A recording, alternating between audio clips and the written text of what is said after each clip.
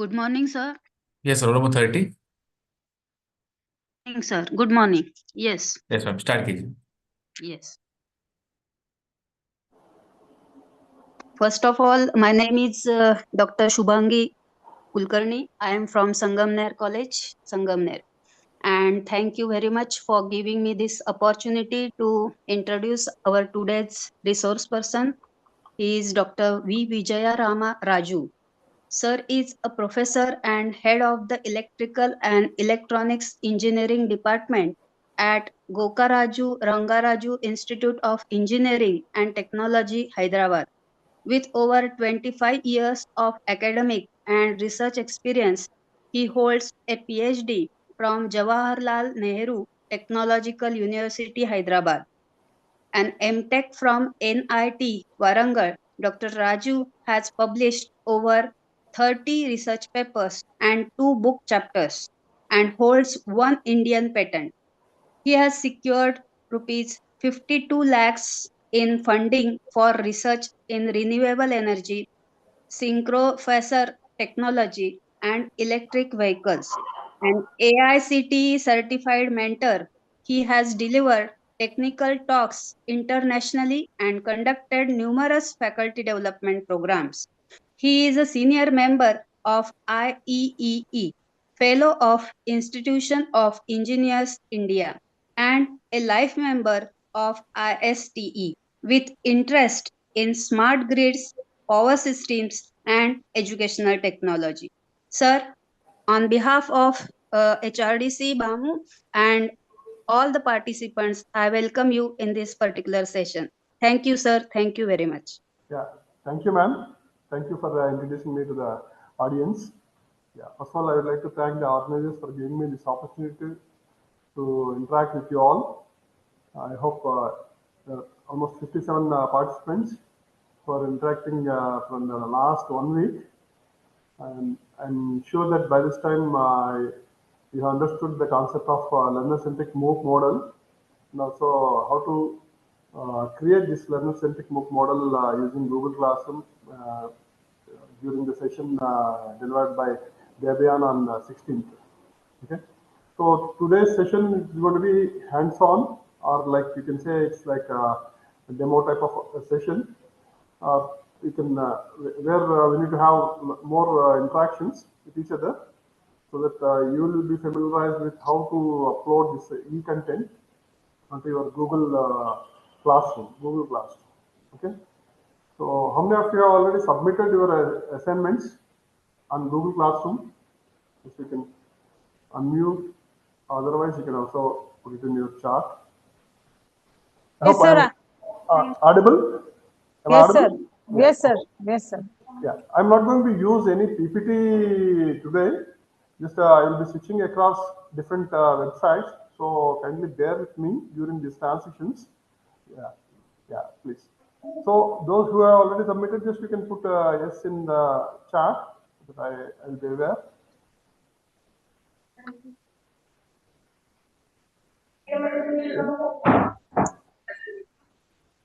Yeah.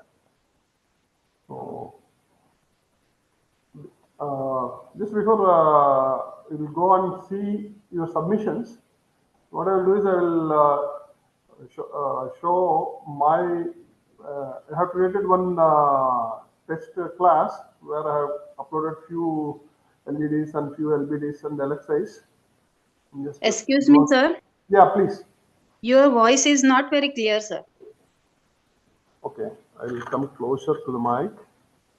Hope it is better now. Just I will switch off my video. Is it clear now? Better? Otherwise? Yes, sir. Yes. Okay, Yes, sir. okay. So, yeah. As you all aware, this I will share my screen.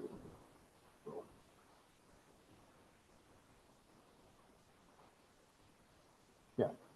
So I hope you will be able to see this particular website, lcmmodel.org. Okay. So, are you aware of this website or not? Hello? Yes, sir. Are you aware of this website? Yes, sir. Okay, good. So you will find the entire course material or the constructors, whatever that are required to create this learner-centric MOOC model on this website. And just I'll quickly go through the various components, and then I will showcase the Google Classroom where I have uploaded few of these components on the Google Classroom. Okay. So what is the most important component? How many components are there in this LCM model? This to start. 4. Four, sir. Four Okay. quadrants are there. 4 quadrants along with one central core, that is orchestration, which is also very important. Okay, so it's like a brain which is going to process this entire course. Okay, it will continuously monitor the team who are there in this orchestration team, because this LCM model is not a one-man show. It's not a single star movie. It's a multi-starrer movie. Okay, so you will have a team behind the scenes who are going to monitor all these activities, and they are going to moderate as per the learner's requirement. So this orchestration is also very important along with these 4 quadrants. Okay. Yeah, coming to the first LED, what is the special about LED? So learning by doing. It's learning dialogue. It's not learning. Okay. I'm asking about LED. The first quadrant, that is LED. And It is the learning heart by of this dialogues. entire. Yeah. It Videos is and content. related with interactive videos, sir. Yes. Okay. Here, and you are going to chunk your content into small pieces, and you are going to create videos which are interactive, because you are going to upload all these videos on the website, and where the live interaction will not be there. In order to make more engaging, the videos are more engaging, we are going to put interactions. Okay? So you are going to have, and where the learners are going to reflect upon whatever that they have understood till that point, that particular point of time. Okay, so and this is through these LEDs, we are going to share the knowledge on that particular topic. Okay, so this LED is very important. This is the first quadrant, and then what about LBD? What about the LBD, and what is the important point or takeaway that you have learned while discussing about learning by doing activity? So activities in the form of graded assignments. After Okay. watching the video, these are placed. And also customized and constructive feedback is very important for this. Yes, exactly. So here the important takeaway from this LBDC is you need to provide a customized feedback. Okay, most of the people will conduct a continuous assessment, but they may not provide this customized feedback. Whether the answer is right, correct, or wrong doesn't matter. But for each option, you need to provide the customized feedback. Then only the people, what are the misconceptions that they have, these misconceptions will be clear because of this customized feedback. That's why this customized feedback is important in case of learning by doing activities. And then comes learning extension trajectories. Okay, so what is the special about this learning extension trajectories? Why they are also important? It is the resource for diverse learners. Yes, especially when it comes to the MOOCs courses, there will be huge lot of diversity among the learners. First, you need to understand the diversity, and based upon the diversity, we need to provide the learning resources. Okay, you can have people with different backgrounds, like people may be from urban locations or from rural locations, where sometimes you need to provide the material in the vernacular languages, or your learners may be of college going or practicing engineers or some retired people also. Okay, depending upon the requirements, you need to provide your resources. Okay, so you need to have wide variety of resources which you need to upload in this learner extension trajectories, and at the same time, you have to ensure that all our participants will go through these learner extension trajectories. What are you going to do? How do you ensure that the learners will go through these learner extension trajectories? We are going to monetize through quiz. Okay, we are going to conduct a quiz at the end of this LXTs, and we are going to ensure that all our learners are going to participate in those quiz. Okay, so that they will go through all this material, and then only they will participate in the quiz. Okay, and the last one is experience, learner experience. This again, it's going to be, what is the special about this? LXIs. What is the special about LXIs? It is the discussion forum. Yeah. How this discussion forum will be different from the conventional one? What is the role of instructor?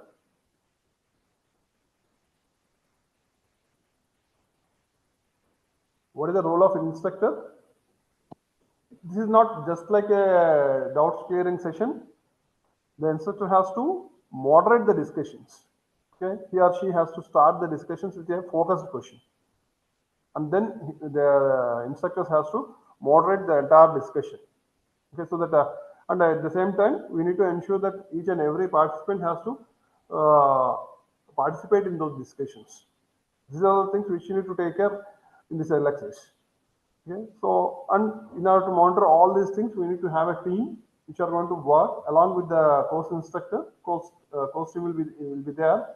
We're going to monitor the participation of learners, also the performance, and accordingly, based upon the feedback that we continuously receive from the learners, we are going to moderate the content also if required, content as well as assessments and all. Okay, so this is all about LCM model. And now let us see how can we emulate this LCM model using Google Classroom.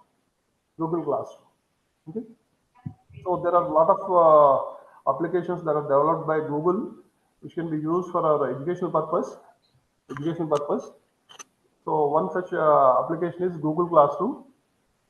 And earlier it used to come along with G Suite.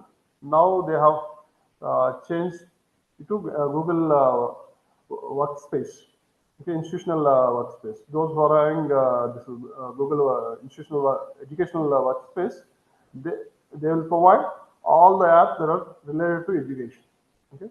Otherwise, even with our personal Gmail accounts also, we can have few of those applications in, and we can also create our own Google Classroom.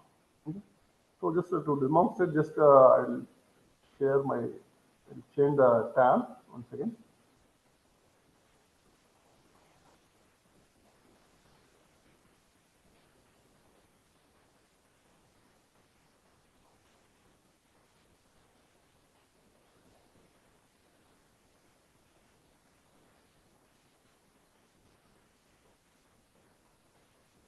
Yeah, this is my, would you able to see this website?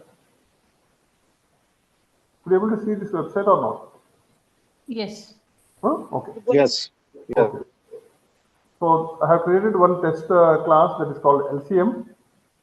Okay, I have not added any students to this class because it's our own institutional this thing. Yeah. Coming to the classwork, this I have created one topic. Likewise, week-wise topics you can create: week 1, week 2, week 3, week 4, week 5, depending upon the length of your course. For each week, you can create it as a topic. Okay, this is let us assume that this is your first week 1, and the topic is classroom.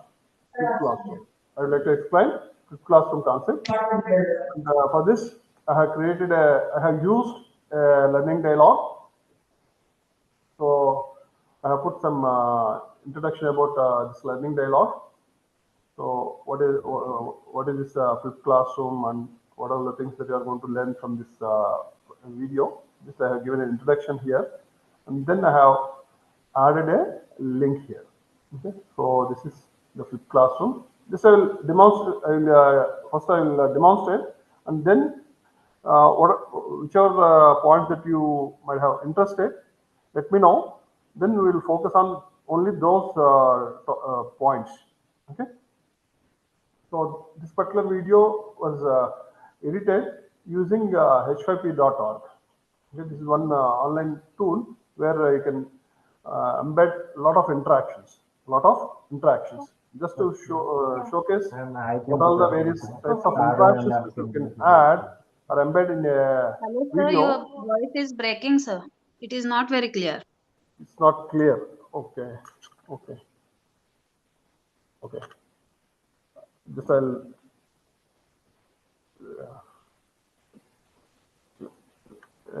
yeah, let us see once again.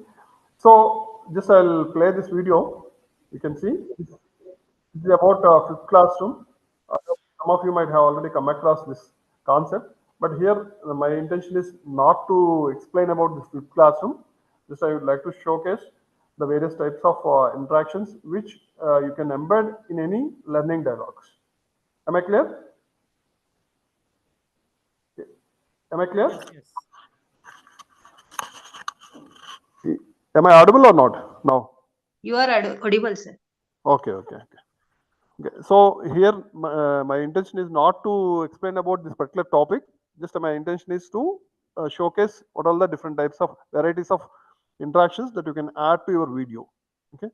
So initially, whatever that you have seen about the video, that is also one embedded onto the YouTube video, and then just if you move, yeah, I have identified one reflection spot, and I had multiple choice questions here. Okay, why flip? Identify the incorrect option. Content can be viewed multiple times. Burden on the teacher reduces. Students can prepare questions at home. 24/7 accessibility. So yeah, this is how you can create an interaction. There is multiple choice questions, and flipped learning enables students access new technology. Students listen to. Yeah. So if it is wrong, it will pop up and it will give. You can also put this type of messages, and you can also have this star marks. Excuse me, sir. Huh? Excuse me, sir. Yeah, tell me, ma'am. Sir, just elaborate on the concept of flipped classroom. Okay, sure. Actually, flipped classroom, it's opposite to our traditional classroom. Okay, normally, if you take our offline classes, forget about these online classes right now. Time being, you forget about online classes. We are discussing about only the offline classes. Normally, in offline classes, what we will do is, if you take any particular topic, the basics of the topic that you are going to explain in the class. First of all, you will introduce the topic, and then what is the topic, what is the importance of the topic, and you will elaborate on the topic in the classroom, and you will do few basic level, lower order level problems in the classroom. And then what we will do for practice, we will give some worksheets. We will ask the students to do those worksheets at their home. Is it correct or not?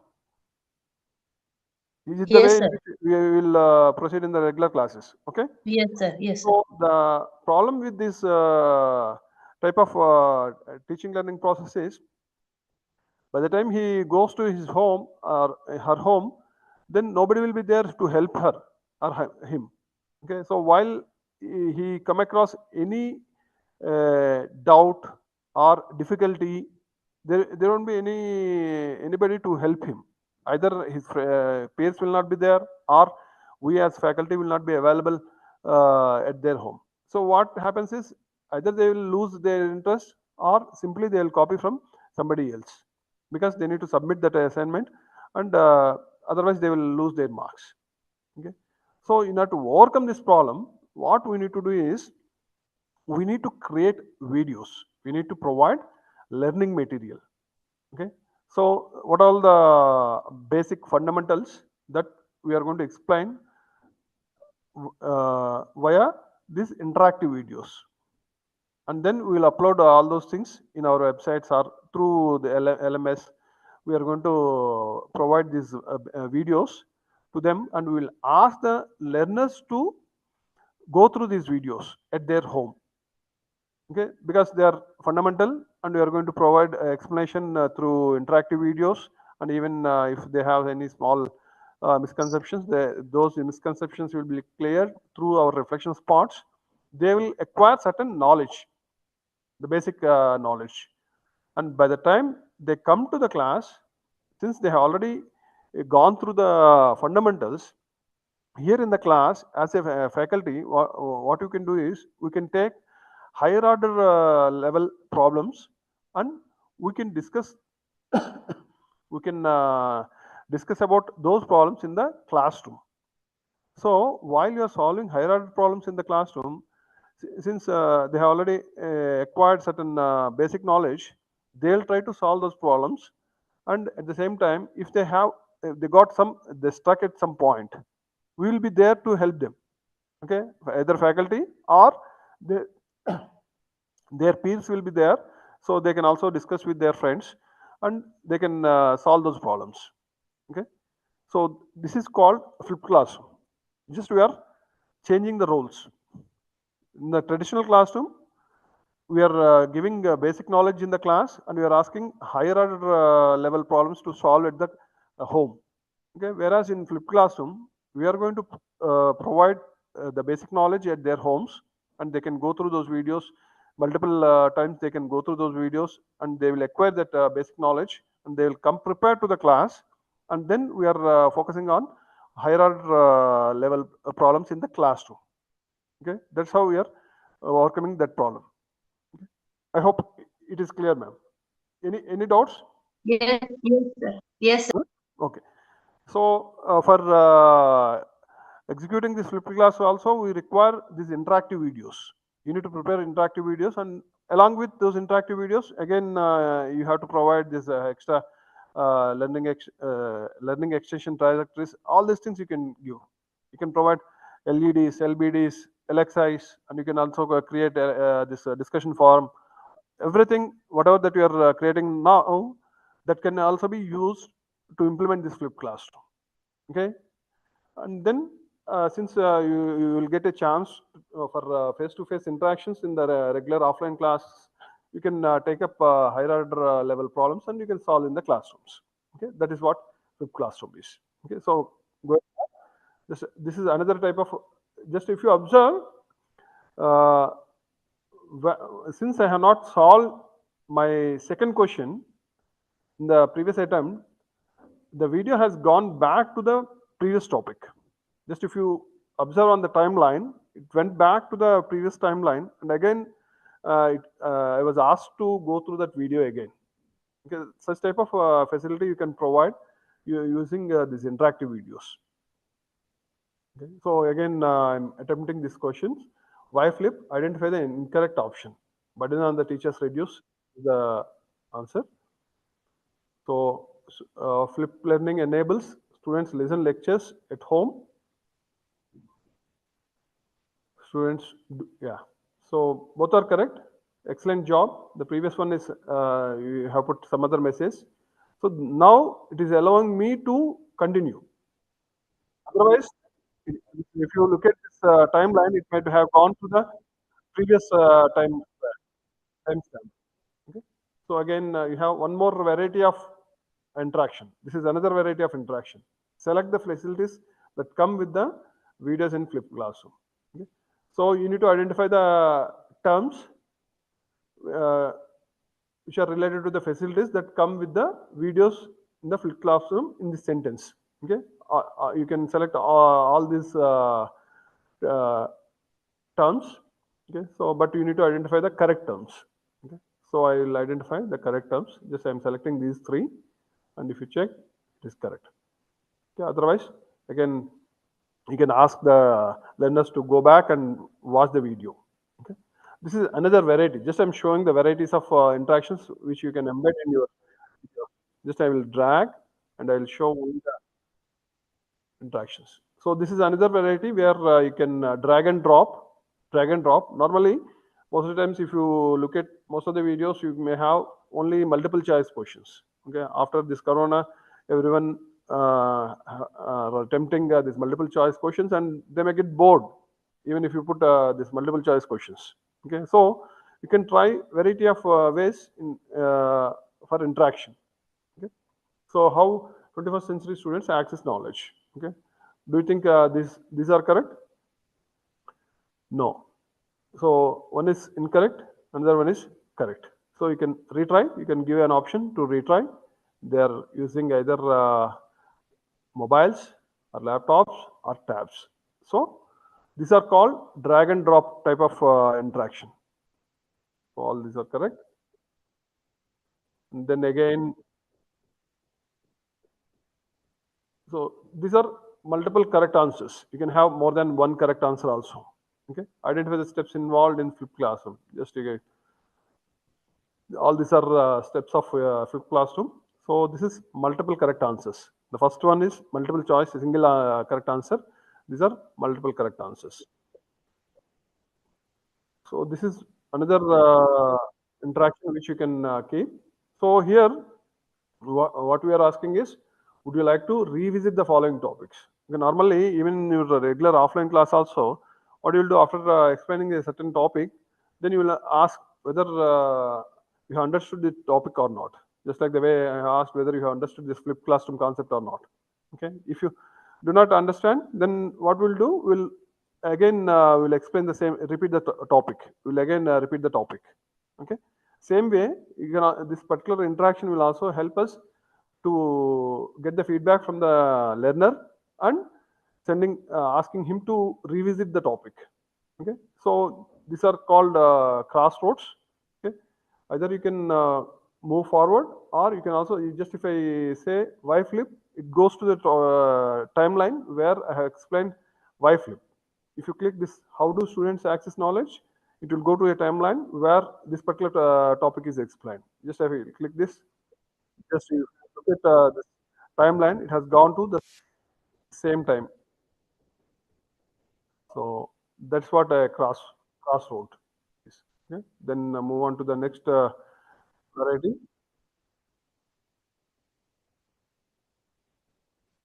Yeah, this is basic true or false type. In flipped model, students solve the problems at home. No, they are going to solve the higher order problems at the class. So this is false. Again,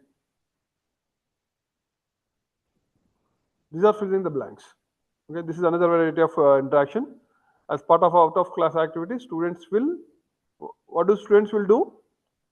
Since I have explained briefly about flipped classroom, you can you will must be in a position to answer this, fill the blanks.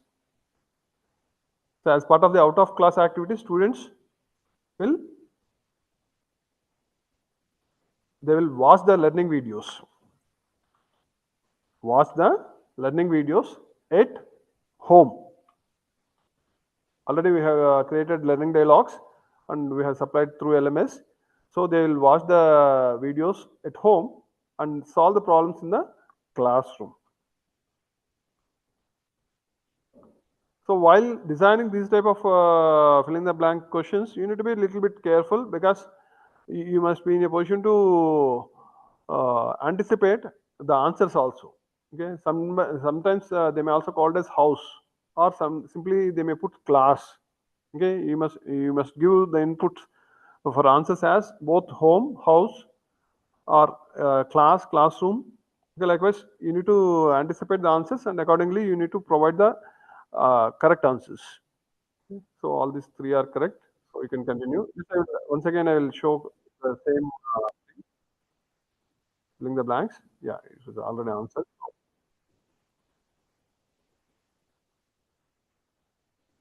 Yeah, this is again drag the words into the correct boxes. Okay, so you need to provide, since they are arranged in a particular sequence, you need to be careful. Again, I need to change.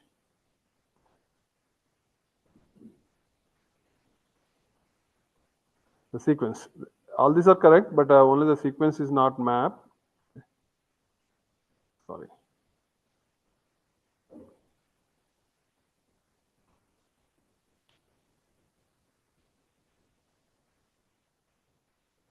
Yeah, this the sequence was not matched. It is giving a wrong answer, but all the 5 are correct. Okay, so this is one another variety. Likewise, you have variety of ways in which you can keep the interactions. So this is the summary of scores, summary of the scores, and at the end you can also put, yeah, again it has come back. So these are the varieties of interactions which you can create inside the embedded in the video.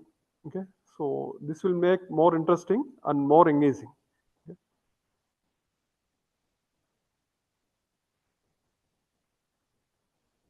1 second, I'll again come back to the classroom. Yeah, yeah. So this is one learning dialogue which you have added. Likewise, you can add either the link, or you can also add YouTube videos, or you can also upload your own videos which are created by you, and you can also add PDFs. So likewise, you can give any content either in the text form or video form or audio form, which is interactive. Okay, so that's all about learning dialogues. Again, going back to the classroom. So this is the first learning dialogue which you have. And then coming to the learning by doing activities, this is also very important. So at the end of learning dialogues, we are providing this learning by doing activities for providing continuous assessment. So straight away you can create a quiz. Again, you need to provide some introduction about this learning by doing activities, and then you can straight away can create a quiz. So this is how I have created a quiz on Flip Classroom using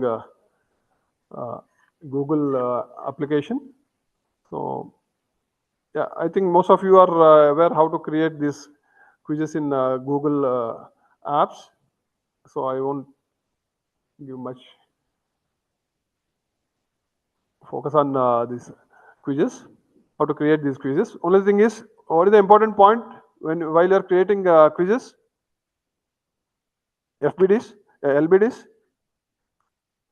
You need to provide feedback, constructive feedback. You need to provide constructive feedback. That is more important. So you need to take care. Just I will put it in the view format. So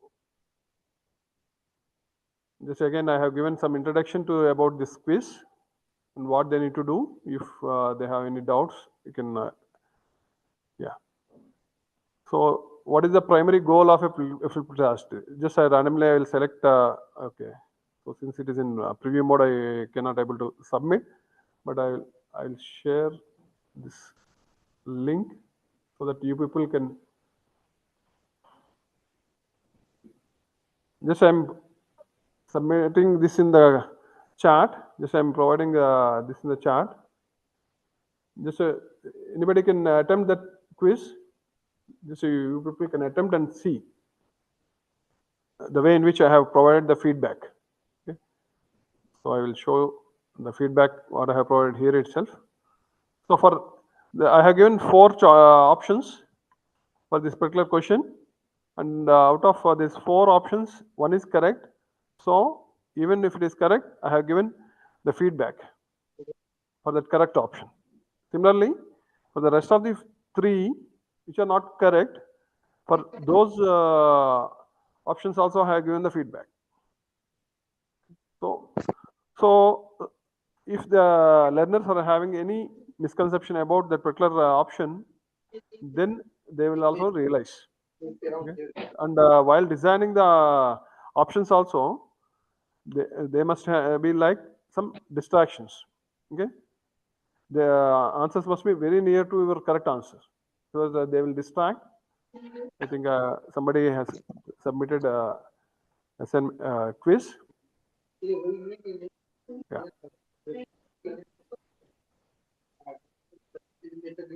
So the constructive feedback is very important while you are designing these LBD activities. Okay. So likewise, you can create for each question, you can provide options as well as constructive feedback. Since it is in Google Classroom, all these assessments will be recorded and you can see their scores in your Google Classroom. Yeah. So this is one type of LBD. And likewise, you can create varieties of LBDs also. Okay, if you want, you can create one in Edpuzzle. I think this particular thing also is covered in the previous sessions by some other speakers. Okay. Then, yeah, you can also create assignments like this. Be able to see my screen, a crossword. Could you able to see the screen? Could you able to see the crossword on your screens? Yes, sir. Yes, sir. Huh? Okay. Okay. So if you always create this only this quizzes, then the learners may feel bored. So for that, what you can do is you can try variety of ways. Okay, you can create games also. Okay, you can create games, and you can ask them to play the game and assess their knowledge through the games. Okay, so one such facility is this crossword. Okay. Again, it is based on the flipped class think, pair, share activity. This is another active learning strategy. So, yeah. So you can ask the learners to fill these crosswords, and then you can also check whether they are correct or not, and you can also provide the feedback while you are creating this particular crossword. This is another way of providing LBDs. Yeah. Likewise, you can also have. Yeah, Excuse please. me, sir. So please tell us how to do how to prepare such crosswords. I will tell, ma'am. I will explain. Okay. I will showcase some other.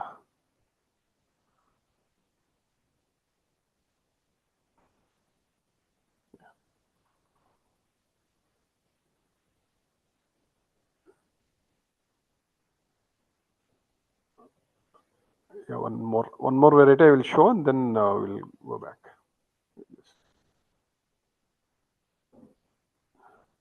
Yeah, this is another game which you can create and you can share with your learners. Again, it is based on think, pair, share. These are multiple cards which you can see on the screen. And the only thing is you need to map Share those. with the class. You need to map those cards, then they will disappear. Okay. So Active learning. Think, pair, face. yeah, Stages share since these two are GPS. matching, those two cards got vanished. So what you need to do is you need to memorize where these cards are, and you need to pair the corresponding card with that same card. PPS active. No, this is not matching. So Active learning. PPS activities, activity. active learning. So these two map, and they will disappear. Likewise, Pair. pair phase, discuss in pairs. During pair phase, they are going to discuss in pairs. Discuss in pairs. So that's why they got vanished. Likewise, It is very Role of interesting, teacher. sir. yeah. So Think this phase. I'll showcase, show you how to create this also. During, we need to come up with latest tools, and they must be engaging to the learners. Okay, they should not get bored. Okay, that is the only intention. Yeah, going back to the classroom again.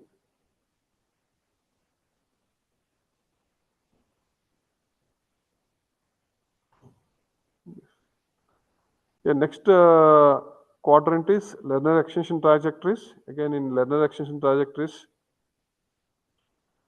you can give the introduction for learner action trajectories, and I have put varieties of materials related to that flipped classroom. This one is YouTube video. This is YouTube video,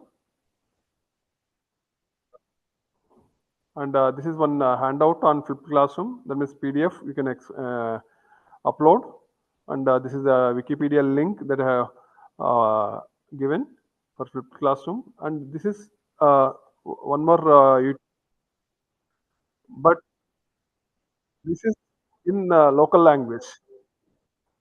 This is in local language. Okay, so you can come up with variety of materials, resources, which will serve the purpose of various diversified learners. Okay, so if he or she is from Andhra Pradesh, they will understand the concept of flipped classroom in a better way.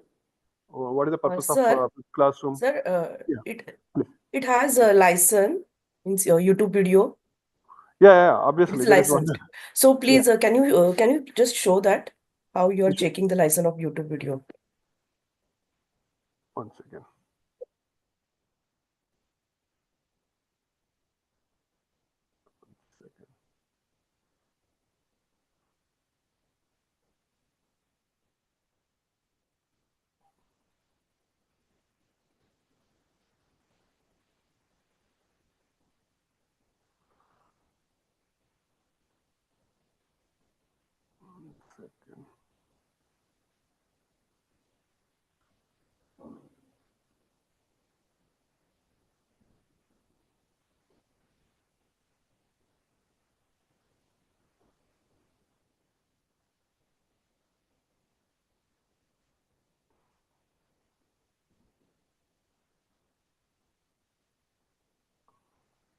I will tell you, ma'am. Yes, I need to check. Okay, sir. No problem.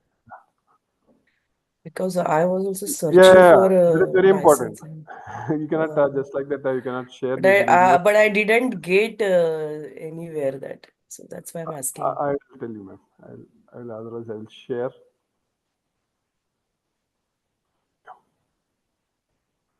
So the way you can put variety of resources in your learner extension trajectories, and then if you want to create discussion forums, you cannot straight away you can put in this Google Classroom, but you can provide them with some focused question.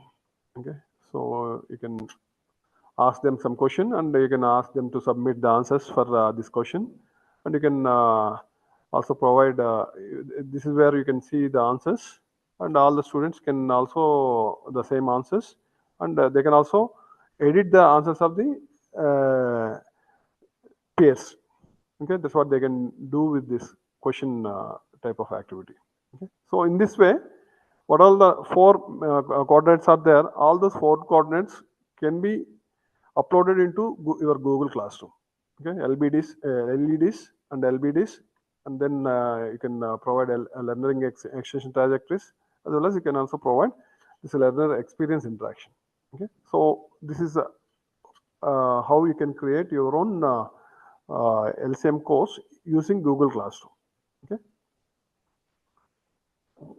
Yeah, this is about my demo. Now let me know what are the things that you have liked in among these things. Just we will take one or two activities. Otherwise, those who could not able to upload, and if you find any difficulty, if you want me to explain how to upload your content, or you would like to put it in this format, just I will also demonstrate how to upload your contents in the Google Classroom. That is first priority is that, and then we'll see the rest of the things. Okay, how to create these interactions and how to create those games and all. Those things we will see later. First, and the whole purpose of this session is to enable you to create a Google Classroom with all these four components. Okay. Let me know anybody faced any difficulty in uploading the content into your Google Classroom. Just you can post in the chat. Either LEDs or LBDs, could you able to create all these things or not? So just if I look your submissions, only 8 people turned in Amit sir, Pranali ma'am, and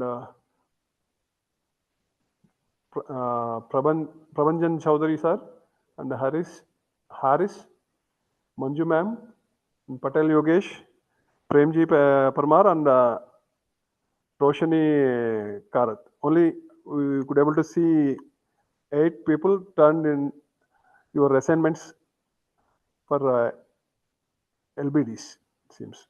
Yeah. What about the rest of the people? Have you find any difficulty in uploading your documents? Anyhow, the Abhiyan could able to join only 17 people in his class. Out of those 17, only I could able to see 8 submissions in LEDs. Okay, what about the rest of the people? Is there any difficulty? Huh? Whereas for LBDs, you have answered 20 people submitted your work. Okay. So, shall we focus on Google Classroom or that H5P content, whichever you prefer? Just will take 1 or 2 activities and we'll close.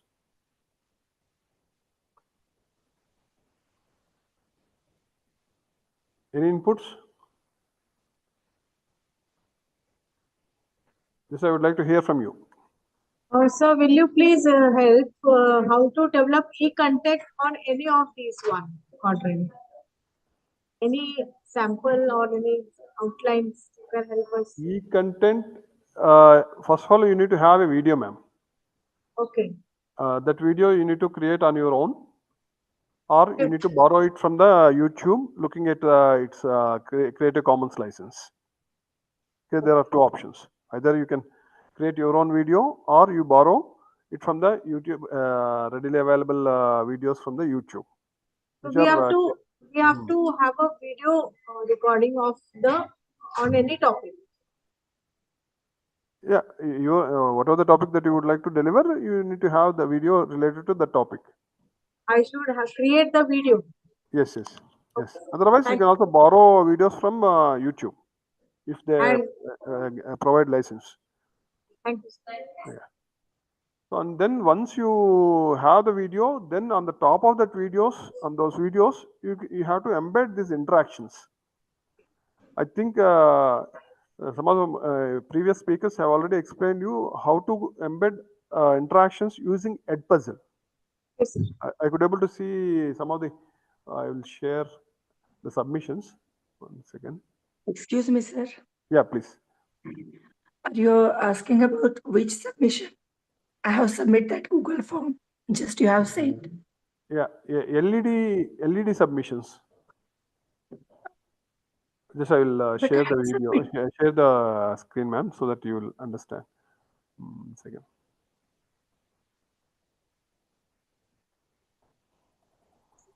The roll number 3 also have submitted on Google These Classroom. are the people who submitted videos. I think So my number is there, roll number 3. I don't know the numbers, but names are there, ma'am. Dr. Indira Avsare. 1 second. Not these things. Yeah. Dr. Indira Avsare. Excuse Okay. me, sir. Yeah. Sir has also given the drive. I think Yeah. so. Drive. Yes, sir. Yeah. We Okay. have Sir, I submitted have on the submitted. drive. Okay. I have submitted this submission. My name is Mukti Sadhav. Roll number 70. Mukti, ma'am. Roll number 70, Mukti Sadhav. Dr. Indira. I have submitted. Just I'll check, ma'am. I will check if it is हाँ there. Manju Then I Bora will भी open. मेरा ही नाम है sir Yeah, Manju Bora Manju Bora Mukti Jadhav is there missing. Yes, All these I people have have missed. All these people have Sir, missed I only. also submitted Satish in its display there, sir, Okay. in Drive. Drive. Okay, you have not Yes, submitted Satish in in the Google Classroom. You have not submitted to maybe. Just I will open one among these 8 submissions. Just Pranali Jadhav, ma'am, are you there? Just I'll share that way Edpuzzle. This is one video is unavailable. This is one of the submissions. The participant, one of the participants, just I'll check one more.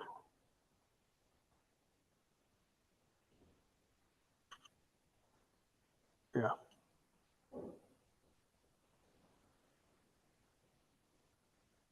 Could you able to see the video? No, sir. 1 second, I will share. Yeah.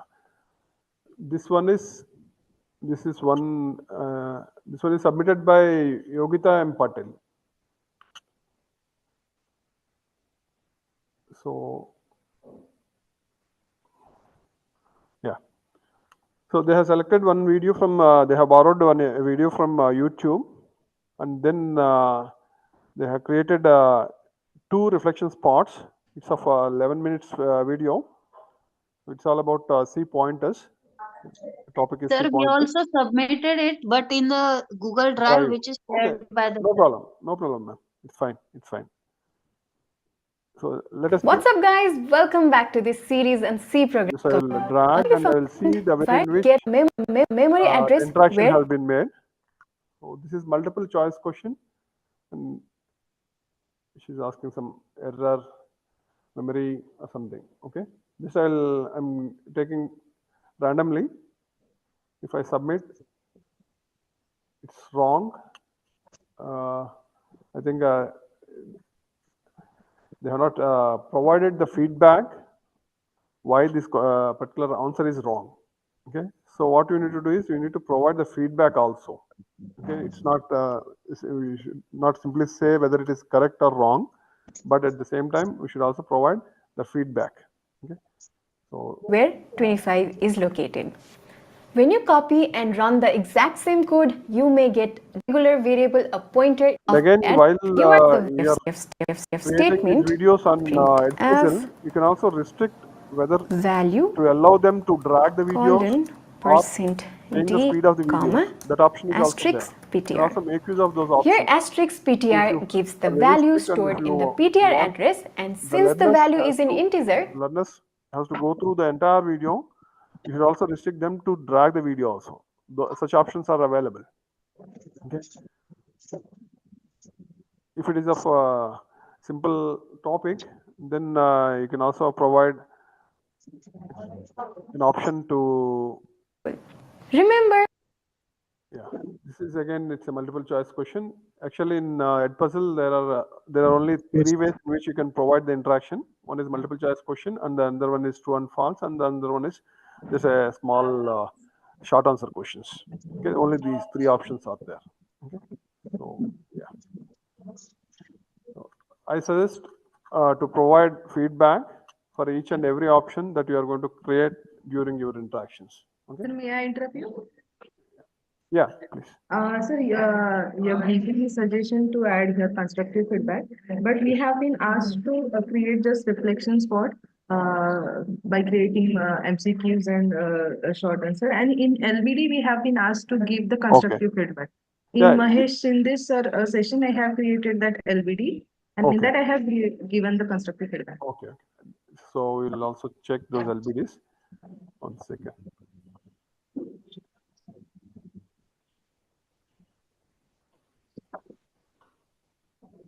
So let us see. Let me see the view instructions. Yeah, we have one submission in LBD, and there are no interactions. Unfortunately, there are no instant interactions created. Only just the submitted Edpuzzle Sir, video. please share the screen. Oh yeah, I will share.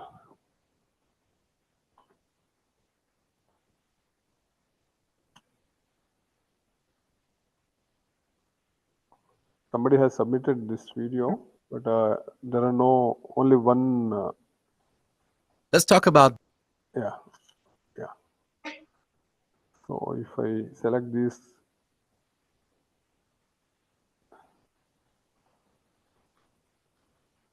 just I provide.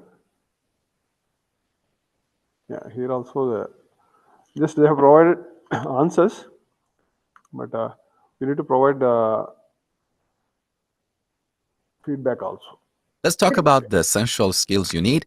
So you people might have submitted through Drive link. I don't have the drive Excuse link me, right sir. now to review. Yeah, Sir, please. sir, we have submitted through drive link, but right now I have submitted it. It's showing me that handed in. Okay. LBD. LBD? Okay. Yes, sir. I'll check. Yeah. Sati Shinde, ma'am? Is it? No, sir, Is it I'm yours? Yogita Patil. Okay. Just now I received one more submission. That's the reason why I'm asking. Yeah. Just now, Sati Shinde ma'am submitted this submission, made this submission. I hope you will be able to see this. Okay, for parenting styles. Good. Welcome to Mr. Brain. Hello. For instance, Yeah, ma'am. So I'm roll number 61. I have submitted LBD on the classroom. On the classroom? Yes, sir. But the problem is earlier assignments I have submitted through Google Form as I was not able to join Google Classroom. Okay. Just now, right now, I could able to see only 2 submissions, ma'am. One is No, LBD, sir, I am asking. LBD yeah, constructor LBD that was only. given by Mahesh Shinde, sir. So I have submitted it, sir. Okay. I have also done the handed in. Okay, 1 second. I will check. Yeah. 61. Name, ma'am? Can you? Manasi Baheti. Yes, sir, I'm able to see here. See. Yeah. Yes. But I have submitted it, sir. Yeah. I could able to see, ma'am, now. I thought of. So the problem is there are 2 email IDs. What happened? One is my official. Yes, sir, this one. Yeah. While using Google Form, my domain name of university is not Okay, accepting. not So matching. Okay, that might be the problem. yes, sir. So choose the LED. Introduction to statistics of for machine learning. Yes, What sir. is the statistical machine learning? Identify the concepts for LBDs at various levels. Okay.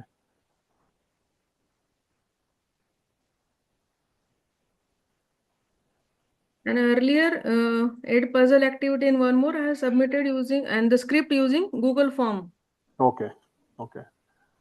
I haven't missed any yet. Good, ma'am. Yes, thank you. Sir, I have also These are at submitted it. recall level. Good. Design constructive. And LXI shortly I'll be submitting, sir. Great. So these are all the constructive feedback that you would like to provide in the LBD. Yeah. Okay, good. Yes, sir. And LXI I'm finishing it. I will be submitting it soon. Sure, ma'am. Yeah, this is how you need to provide feedbacks, customized feedbacks for each and every option. And even the options are also almost, madam has selected all the possible answers, mean, mode, median. Definitely they are distractible. Hello? Yes, ma'am. Sir, I'm roll number 62. I have also submitted all the assignments, sir. Okay. What happened? We joined on the Google Classroom late. So all the assignments are given through Google Form link and the drive, on the drive. Even if you submitted late, it will show turned in late. There won't be any problem. That might have been recorded here, ma'am. No issue. So can you please tell me, are my assignments there? Until yesterday, I have submitted. May I know your name, ma'am? And the last assignment I will submit. You need not worry about the submissions, ma'am. Just next 2-3 sessions, the speakers are going to review each and your submissions. Okay, so you need not worry. Okay. So I would like to know: is there any difficulty that you have faced while submissions, or anybody No, sir, nothing. still would like to submit and they could not able to submit their submissions? Okay, so everyone is good at submitting these assignments. There are no problems. Okay, nice. एक minute इकडे ना माझा जो LBD आहे ना Google classroom मध्ये मी submit केला आहे. Okay, nice. तर ते If there anybody who faced any difficulty in submitting the assignments, let me know. Just I will explain how to submit those assignments. Otherwise, as somebody is asking about how to create these interactions, just we will go and see how to create those interactions. Okay.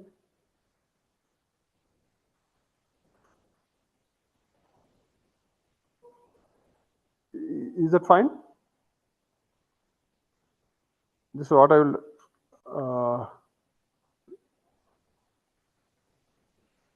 One second.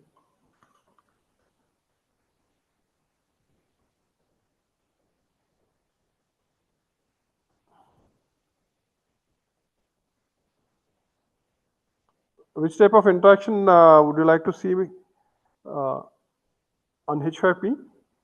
Since Edpuzzle was already done, so I would like to take up H5P activity, and either it is deck of cards or your crossword.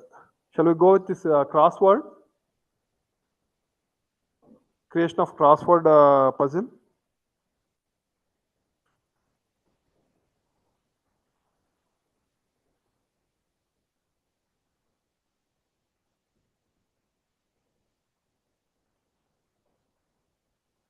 Crossword. Crossword. Okay. So just this is the environment where I am creating the different varieties of interactions. It is through Moodle platform. It is through Moodle platform, and again it is open source. Anybody can create your own account in Moodle. And Moodle, the advantage with Moodle is it has this H5P plugin inside embedded in this Moodle classroom. Okay, so just like the way you have created your Google Classroom and created your MOOC course, you can also create all those components like LED, LBD, LXIs in Moodle also. Okay, and additionally, you can also have this facility with H5P interactions. So just for that, what you need to do is you need to you can go to this creating interactive content tab, and then you can select this. Yeah, select this add varieties of interactions. These are all the variety of interactions which you can create. Okay, so I'm checking with the crossword. So, Sir, please explain it again. From where do we go to this site? okay. So, how many of you are aware of Moodle? Moodle platform? No, we don't know. No, you are not aware. Okay, what you need to do is you need to create a login in Moodle. Okay, and this Moodle platform is provided by either Moodle directly or there are third-party vendors who are also providing this Moodle platform. One such platform is Genomia Moodle. Okay, so you can you have to log into that Moodle account. Just if you go to home page, it looks like this. This is how it looks like. When you go to Moodle this thing, this is the home page. Okay, so here you can go to this more option. Okay, where you can see this content bank. Okay, this is the home page for Moodle, and I am selecting this more tab, and I'm going to this content bank. Okay, so this is where you can have your entire content. Okay, and now you can go to create. These are the variety of options which you can explore. Collage, crossword, or interactive videos also can be created using this option. Okay, so game map, flashcards, all these things, guess the answer, image pair, okay, image sequencing. These are all the various games that you can create. Even multiple choice questions and all these things can be created. Okay, now let us try only one crossword. Yeah, this I'm creating a crossword like this. Okay, so you can type the title. Again, I say flipped classroom.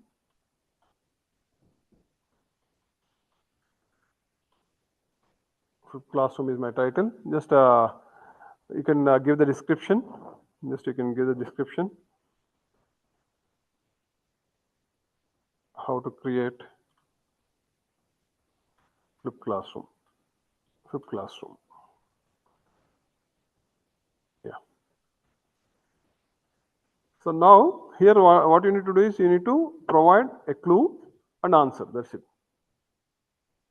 Just you need to ask a question and you need to provide the answer. Like that, you can add as many questions as you want. Okay. Let us say advantage of flip classroom.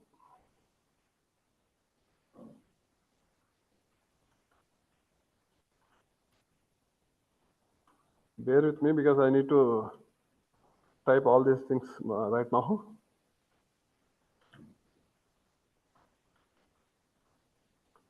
I won't take much. It is active learning strategy. Active learning. So I put, if you want to give any extra clues, you can also give extra clues and you can explore all these options. Marks, theme, behavioral settings, all these things you can add. And then you can add one more. Sir, is it paid or free? It is free. It's open source. Moodle is basically it's open source. Within that Moodle, you have this H5P content creation plugin. That's what I am exploring right now. Okay.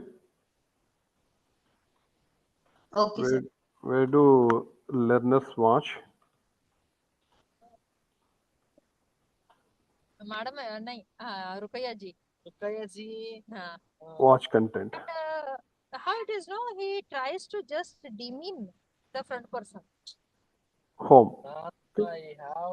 Likewise, you can add as many questions as possible. What do learners 10 calls you immediately receive. do in class? Sir, sir. You have to die. So pathetic. Solve problems. And whenever our college has any conference or seminar, he asks me to register. Solve problems.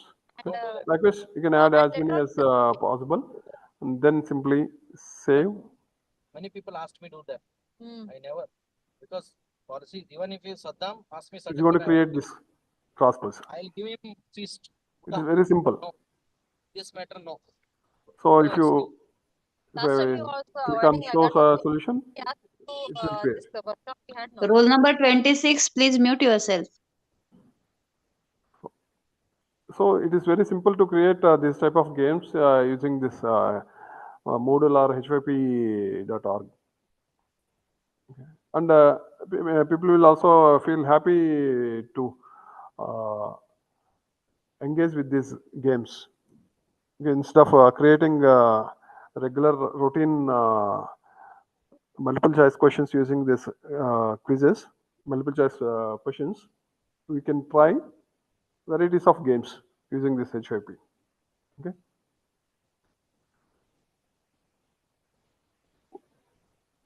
The same way, you can also try with that cards game also. Okay. So if you want to go again, going back to content, this is the one which I just now created with classroom. You can also add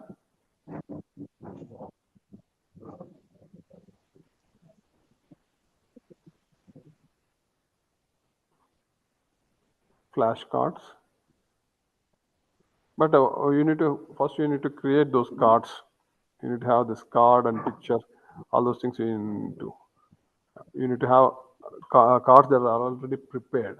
Okay, then only you can make use of. You can easily create this one. One second, I will check whether I have those flipped class. Yeah.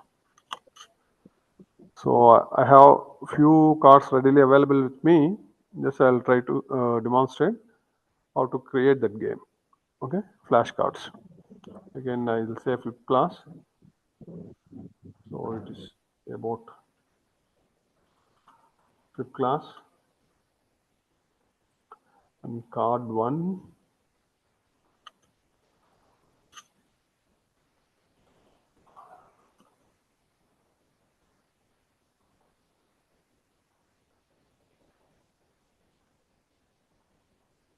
So you need to provide the content on the cards, active learning.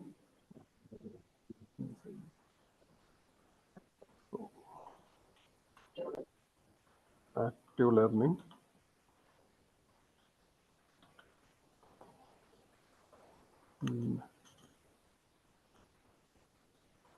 This is flipped classroom.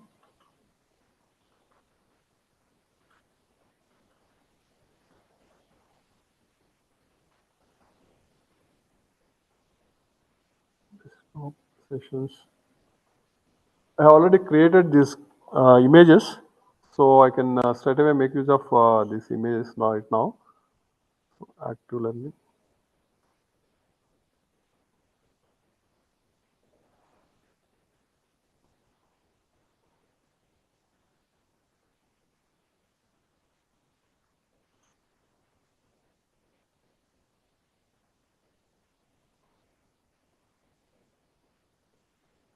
Yeah, one more card.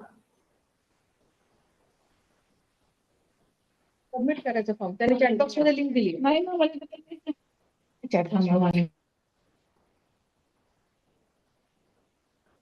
Second one, I will use one more image just to create this TPS activity.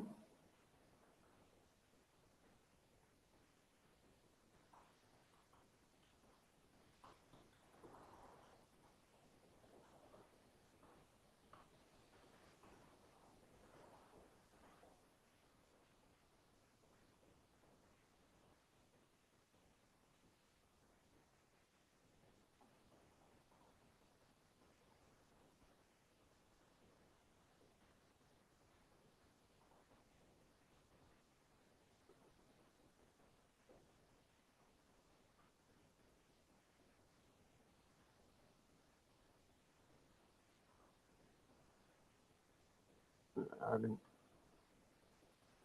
TPS activity.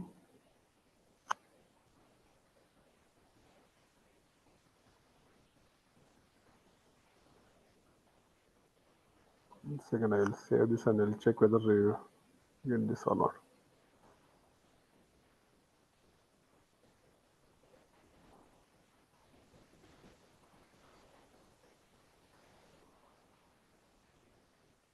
So these are only flashcards where you need to provide the.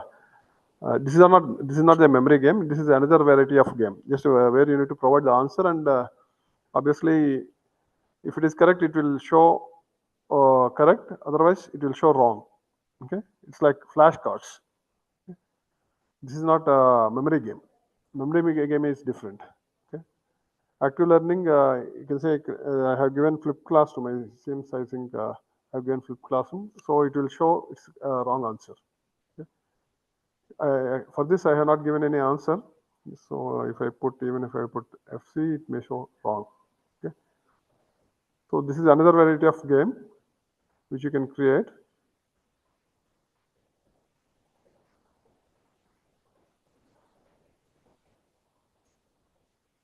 Likewise, you can explore variety of games. Just one second, I will flash.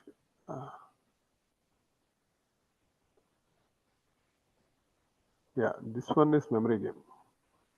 This is what I thought.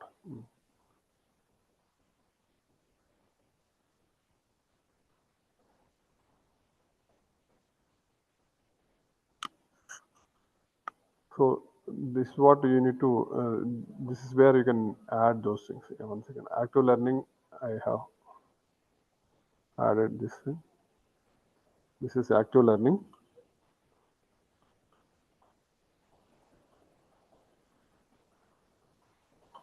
And if you want to add any audio track, you can also record the audio track and add here using this plus button. Okay. Matching image you can add corresponding TPS activity I am adding. So this is TPS activity. This is the first one. Second one I will add one more. Discuss in pairs.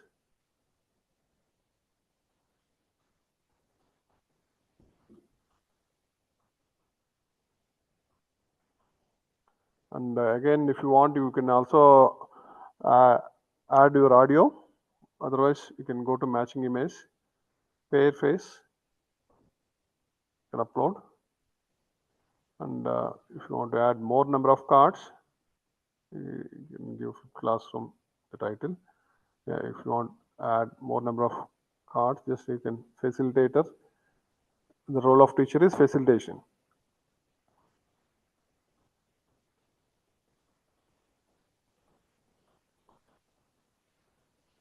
And then corresponding thing is the role of teacher, corresponding mapping. Okay. So likewise, you can add as many as cards as possible to make it more interesting. Otherwise, if you put only 2-3 pairs, then people can easily remember the cards and they will answer. Yeah, it will not be interesting. Okay, so if you have more number of cards, then it will be interesting. Challenge also.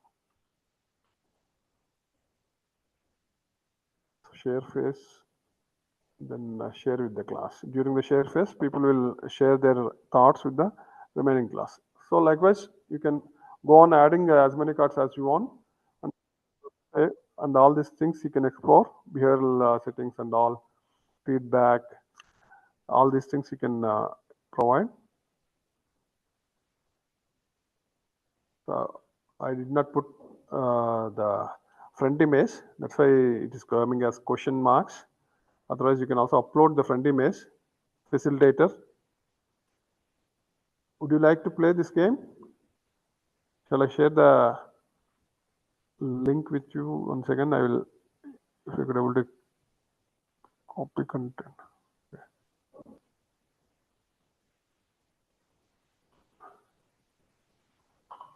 Once again, I will share one of the activity where you can play that game once again.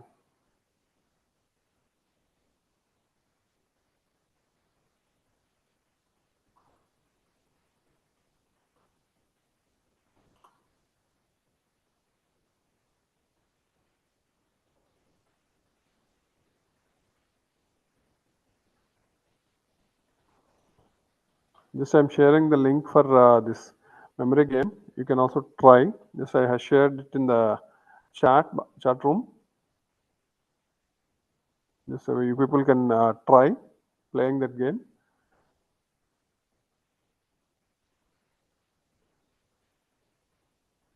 Okay.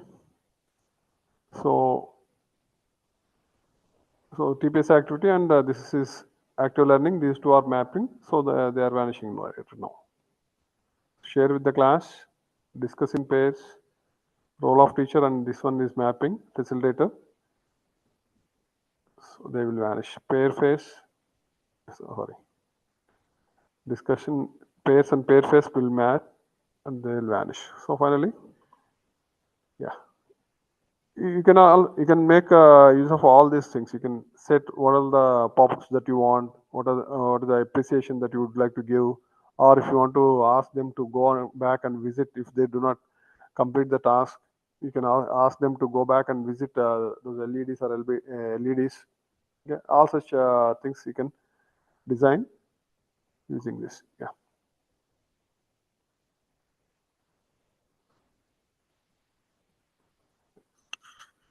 Similarly, even the interactive videos also can be created using that hyp.org through Moodle website, because nowadays that hyp.org has become hyp.com and the free versions are very limited. Okay, you cannot find all these games in that free version. Okay, only for paid versions, they are providing all these variety of games. But for a free version, they have only limited games.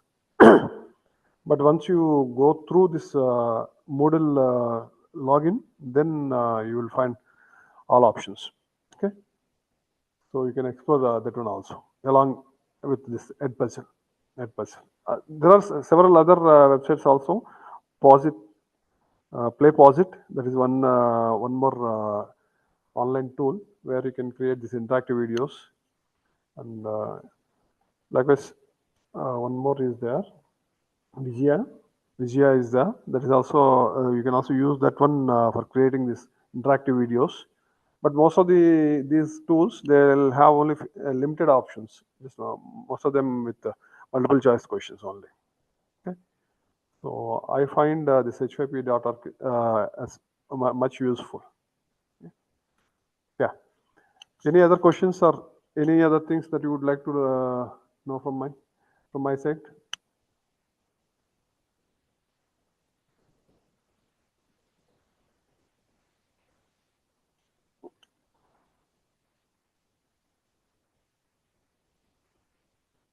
Any questions?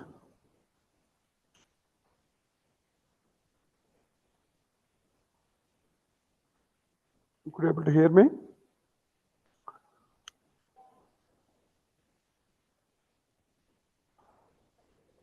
Hello, sir. Yeah, please. If you have any questions, you can ask. So somebody is saying, please send link again. Okay, I will send the link again. Oh, please send the flip. Yeah. Hello? Yeah, please. Tell me, ma'am. Just I will share the. You can play the game. Hello, Somebody sir. what to do with the link. You can play that memory game. Just you can experience that game. Just I'm sharing that link again. As somebody is asking. Hello? Yeah, ma'am, please. Sir, please, I request you, sir, due to technical problem, we lost the links before. Flipkart link. Please share them again, please. Yeah, please. Sure, ma'am. Sorry. Okay.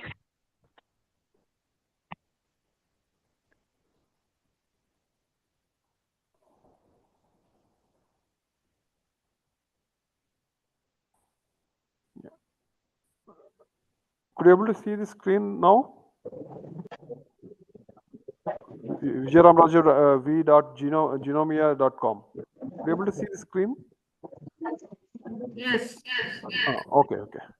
So, How can we if you, check how many of them have opted for this game? how many of them submitted this game? Huh? Is it, ma'am? Yes, ma'am. Yes, sir. Okay. So, actually, this option is there in since it is Is already it there in in this. reports? Yeah. Since it is this particular plugin is there in this Genomia Moodle, if you use this Moodle for the course creation, it will be recorded in the Sir, your voice Moodle. is not clear, sir. It is very low. Okay. So, if you are creating this course in Moodle platform, since this hyp.org is a plugin for this Moodle course, Sir, we all can't the hear you properly. sorry for that. I think my mic is not working properly today. Sorry for that. Just I will demonstrate. Just if you could able to see, just try to understand, ma'am. So since hyp.org is part of this Moodle platform, all the submissions will be recorded. You can see the grades in the grade book. Okay. So just I will once again I will recreate that memory card game. Yeah, memory game.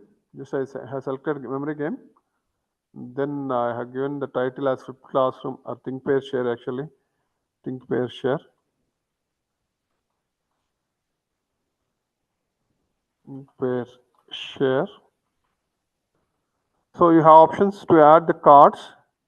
You can add as many cards as possible. If you have more number of cards, then it will be interesting.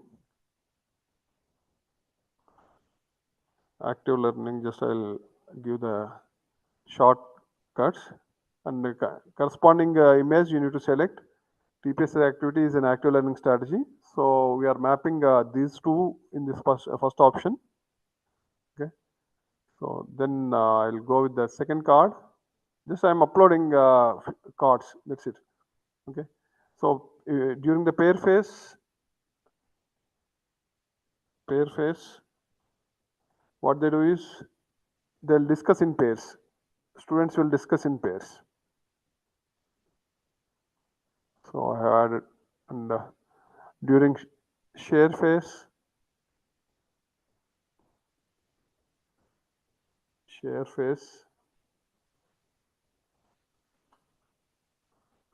they will share their understanding with the class. They'll share their understanding with the class. So I added another card. Likewise, during think phase, one second, think phase, they'll think individually. They'll think individually. Likewise, you can add as many cards as possible. How many number of stages are there? Stages in TPS activity. There are 3 stages. One is think, pair, and share. So yeah, so like that you can add as many cards as possible. Just after adding all this, just simply, one second.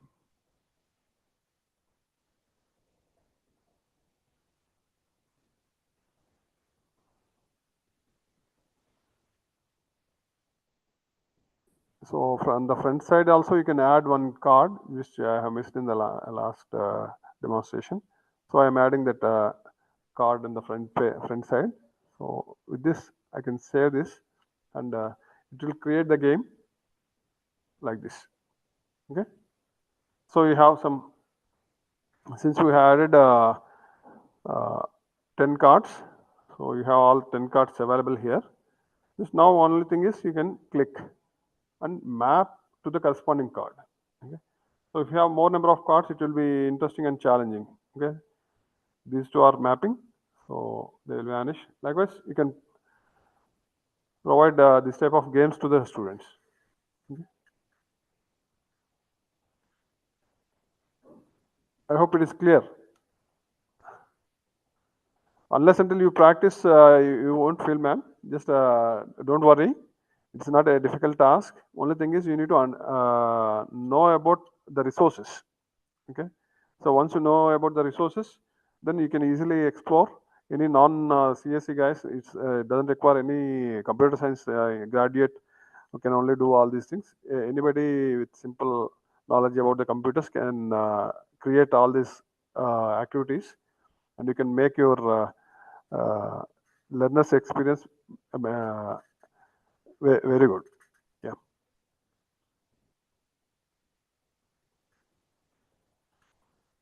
So with this, I'll stop here.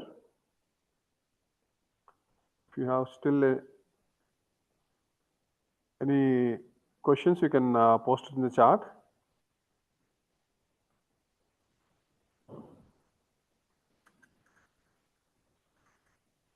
Yes, I'll share my email ID in the chat. If you want to reach me, yes, you can drop a mail.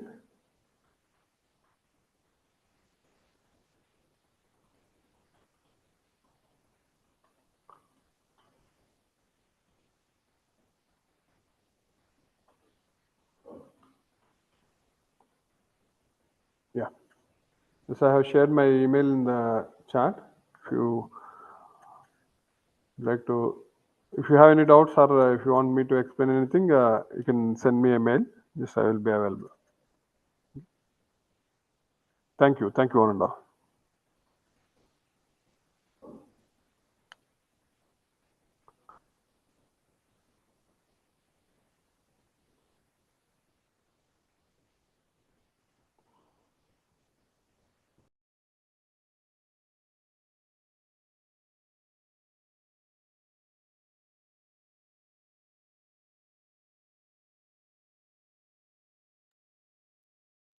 Sir, can I ask you something? Please, ma'am. Sir, my doubt is you are showing many things in this lecture, but one more thing, sir, I want to ask, that is 4 quadrants: LED, LBD, LHD, LHI. Okay.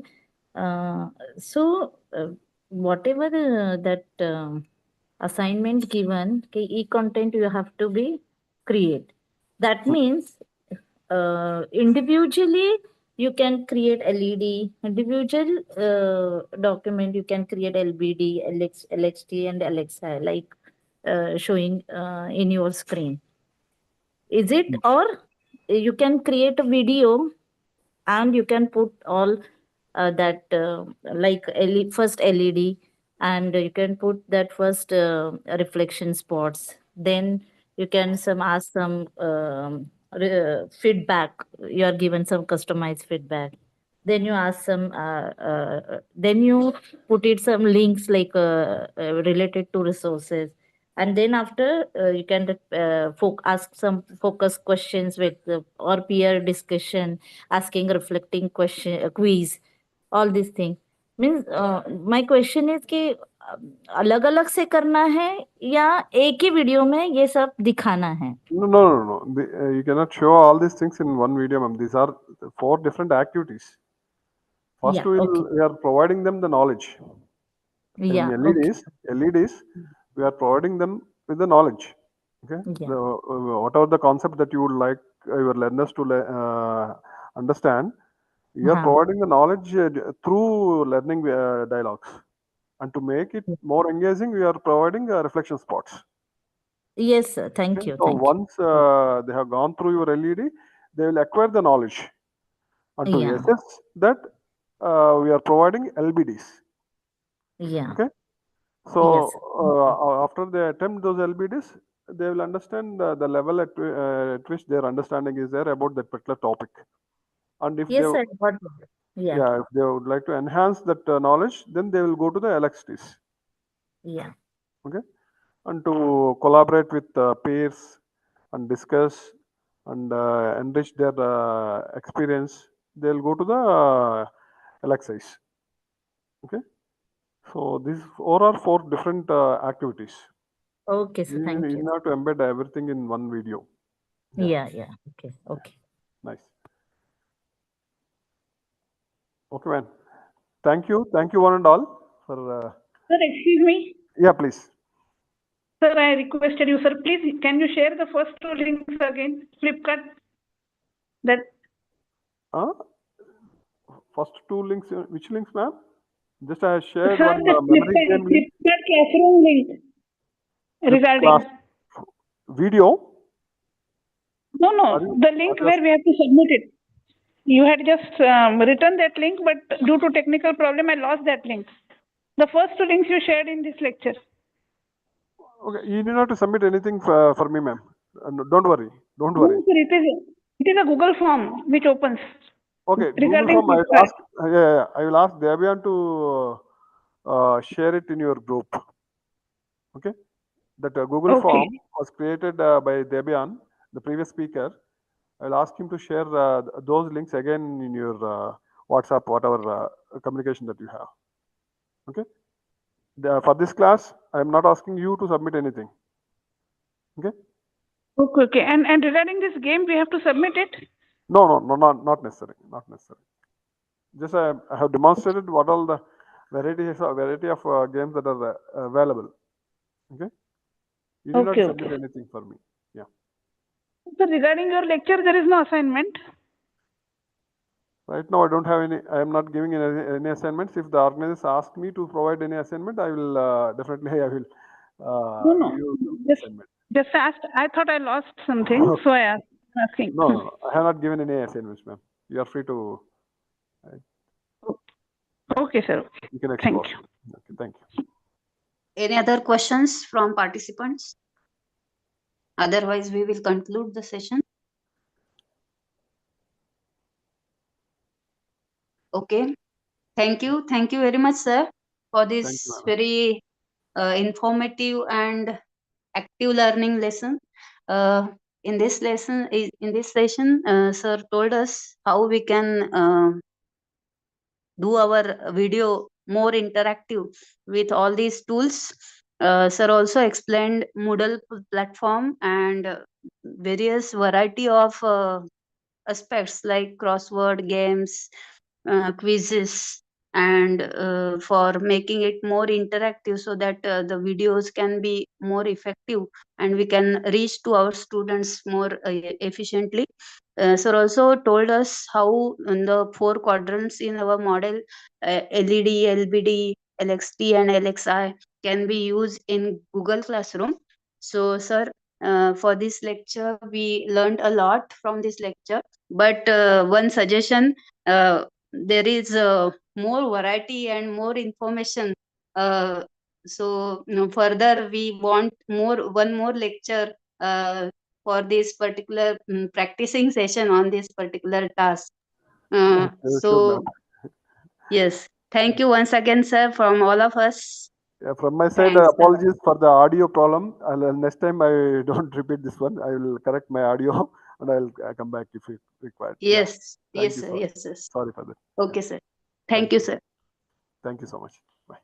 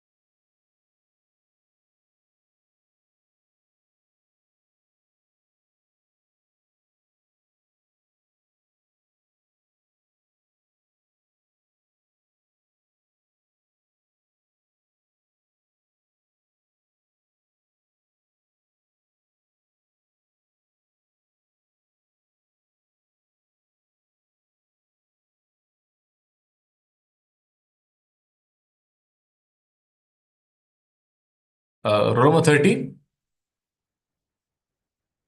Yes sir. Ma'am, please do the biodata.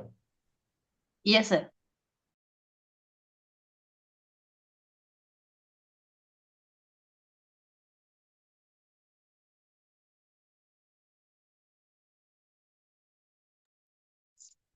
Yes sir, so we are in the second session of this particular today's workshop or refresher course.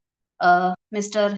Jatin Ambasana is the resource person for today's this session. Sir, welcome on behalf of BAMU and from all the participants. Welcome again, sir. So I am just introducing sir in few words. Jatin Ambasana. I am right, sir? Yes, ma'am, you're right. Yes. He's an assistant professor with a versatile experience of around 14 plus years in academics. He started his career as a software engineer in Pune. He is currently working as an assistant professor at United World School of Computational Intelligence, Gandhinagar, Gujarat. He is also pursuing his PhD in interdisciplinary program in educational technology from IIT Bombay. He is a teacher by choice and techno-savvy by passion and a creative person by nature. He has been a vibrant speaker in 18 plus FDPs on topics like LCM model, active learning, and design thinking. He has also worked as teaching assistant for the two NPTEL MOOCs on Swayam by IIT Bombay, namely designing learner-centric MOOCs and digital transformation in teaching learning process.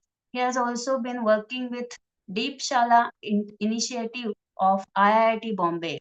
He has acted as an active discussion forum moderator for the online teaching self-paced course website for guiding teachers to transition to online instruction mode in pandemic. He has successfully completed SCJP and SCWCD professional certificates for Java programming language.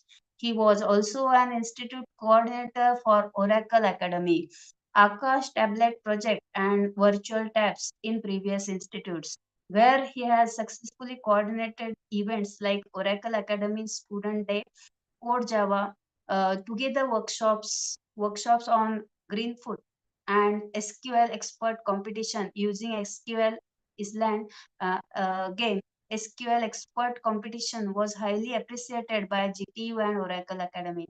He believes in and also implements the learning by doing approach for teaching learning using various digital tools. So I welcome again, sir. Thank you very much for being a part of this course.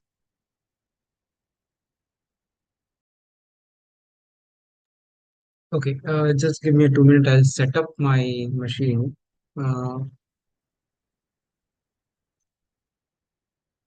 Okay, let me share this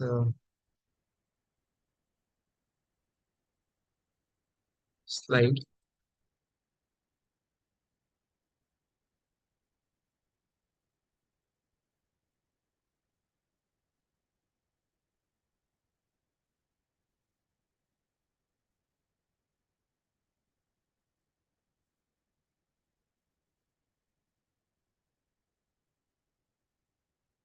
Okay, I'll share the whole screen. Okay, please let me know if it is not visible.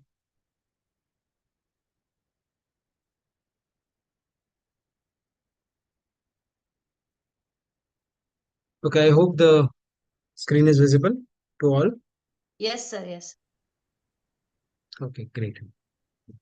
So, welcome all. Welcome to the session of MOOCs frameworks and platforms. Uh, I hope you would have learned a lot of things about MOOCs in this particular FDP, since this is one of the last sessions. So obviously you would have learned a lot of things in today's session. Okay, so without wasting much time, let's get ahead and see the outline of this particular session. Here we'll be talking about the problems that are being faced by MOOC creators, the solutions, some of the platforms available, and also the frameworks. And if time permits, we'll go for some things which can interest the MOOC participants. Okay. So, okay, before we begin, do you know from which year the MOOC creation started? I'm sure all of you would be knowing this. So you can just type in the chat box. I'll open the chat box over here, and or you can even unmute your mic and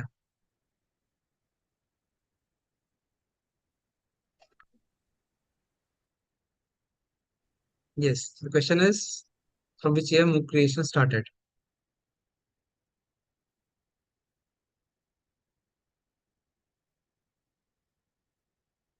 Okay, so someone is saying 2009. Okay, any other guesses?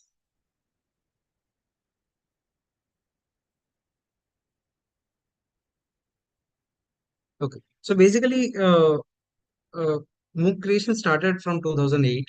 Okay, and officially the year of MOOC was 2000 and actually 12.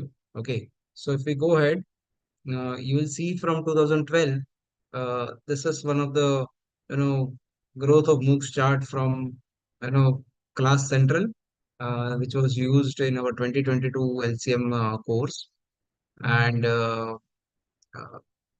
from 2008 actually the MOOCs started. The Stephen Downes and George Simon's MOOCs were in the first one in the 2008.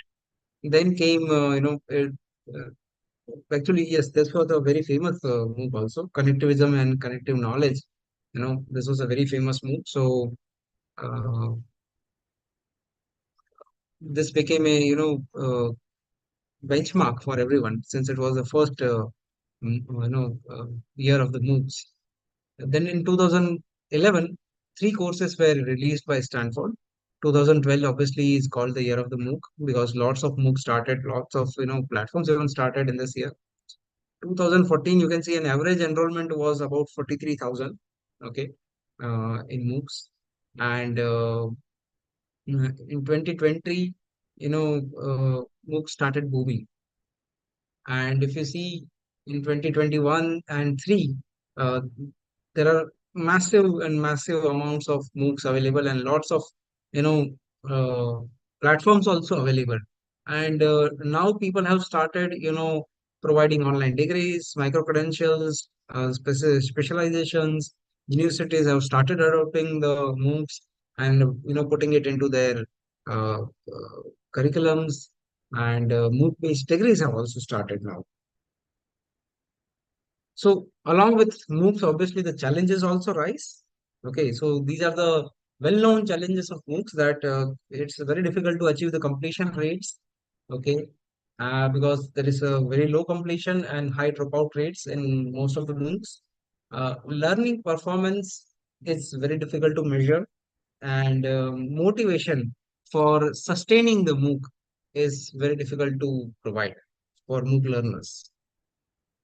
So these challenges are basically for MOOC creators. Okay, it's very difficult to engage students because most of the time it is asynchronous communication. So in that kind of area, it's very difficult to engage the students.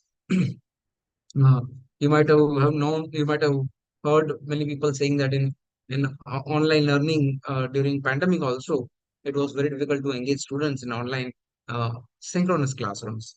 But here we are talking about async classrooms, async, communication where the videos are pre-recorded and the weeks are released every week, and the content is released every week, and the students have to learn it on a self-paced mode and then uh, attempt the assessment and all. So learner interaction and assessment is also a very big challenge in this kind of moves.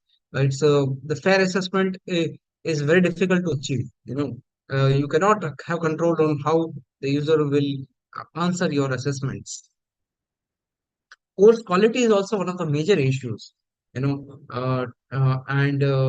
in order to establish online presence, lots of universities had started moves just to establish their online presence, but that did not help because uh, that degraded course quality, and lots of MOOCs lack you know quality of instructional design. um, just to as a part of this idea, remember that recently there is an NPTEL um, workshop which is being planned in the next month, and on NPTEL Plus, if you search, you will get to see instruction design part 1. That instruction design part 1 course is specifically focusing around how to use instruction design, in teaching. So lots of courses are lacking the instruction design quality, and there are lots of pedagogical issues also. And I'm not talking these things. I'm referring these things from papers which have been published around the world. Okay, so these are genuine challenges that along with this there are lots of other challenges, but these are some of the major challenges, common challenges found among most of the MOOCs and by most of the MOOC creators. So, can you think of any one probable solution for tackling the challenges of MOOCs? Yes. Can you suggest some solutions for tackling these challenges? You can type in the chat box, or you can unmute your mic and you can answer me.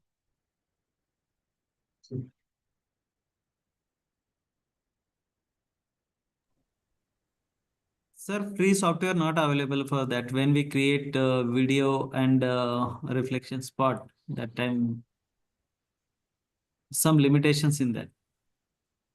Well, there are lots of free softwares available. If you use Camtasia Studio, if you use OBS Actually, Studio. we don't know which types of software use for that. Please give us, sir. Okay, so see, if you want to make videos, then OBS Studio is there for recording videos, screen recording and all. You can also use Camtasia Studio, which is also quite free to quite extent. And there are other free softwares also available which allow you to record freely, but they put their watermark in the video. If you don't have any option with, then you can go ahead with that kind of video making software also. And for assessments, you might have seen in the session of LBD that there are lots of free, platforms available. For example, if you want to take assessments, I would suggest Moodle is one of the best platform. The Nomio platform is, if you see this uh, uh, nomio.com, then you will see that you can create your own Moodle, and in that you can have uh, lots of different types of questions available. There are about more than 15 to 18 types of questions available in Moodle, and Moodle is free, of course. This Nomio provides a Moodle for free for about 500 users for each teacher. So there are lots of free software available. uh, so free software is not a challenge at all, you know uh, challenges are these for MOOC creators. I'm talking about MOOC creators over here. I'm not talking about uh, you know uh, a standalone person. So if you want to be a MOOC creator, obviously you alone won't be able to make the whole MOOC. You will need a team of making a MOOC. For example, if you see currently the learner-centric MOOC course is going on. Uh, can I know how many of you have registered for that particular course? Can you just put in the message, or have you already learned that particular course? The course is learner-centric MOOCs, designing learner-centric MOOCs, and currently it is going on NPTEL SWAYAM platform. So, uh, if you, why I'm asking this question is because if you have been a part of that MOOC, or currently if you are being a part of that MOOC, then you will know that there is a whole lot of team, uh, who is responsible for setting up all the things of MOOCs. So the team has these major challenges, like how to make sure that most of the people complete the course, how to make sure that the students feel engaged, and how to maintain the course quality. These are some of the challenges that all the MOOC creators have to face. So that's why, in order to solve these particular challenges, lot of people have tried lot of things, and it's not about a single person. It's about a whole community, a whole community of MOOC creators. What they have tried, what kind of solutions are available. If you see, there is a lot of research going on behind MOOCs, and making sure that MOOCs get engaged, how the MOOCs quality is maintained, how to measure MOOC quality, you know. So if you see existing solutions, these existing solutions can be, divided into themes like whether you want to evaluate a MOOC or whether you want to design a MOOC.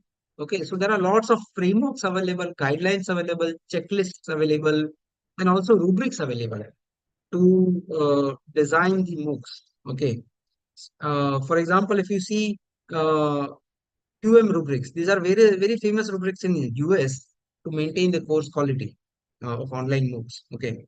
Then Open Up Ed quality label is there, which is famous in Europe.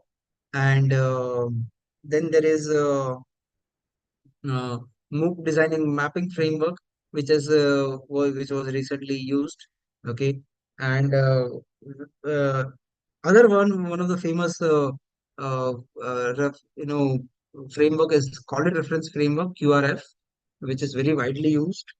This QM rubrics and college reference framework are very widely used frameworks for you know managing the designing the MOOCs, and also maintaining the quality of the MOOCs.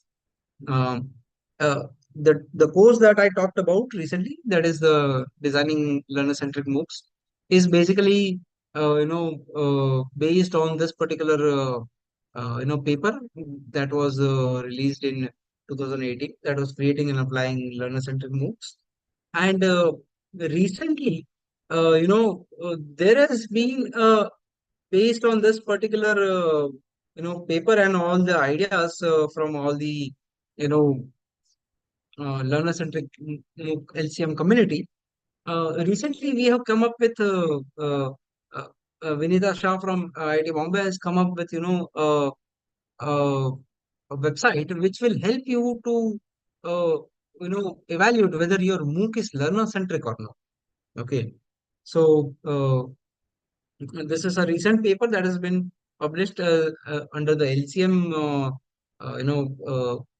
authors group, and this is a very interesting paper which which points out to a particular website which helps you to evaluate all any instructor or a MOOC creator can use it to to find out whether their MOOC the MOOC that they are creating or the one that they have created is a learner centric or not.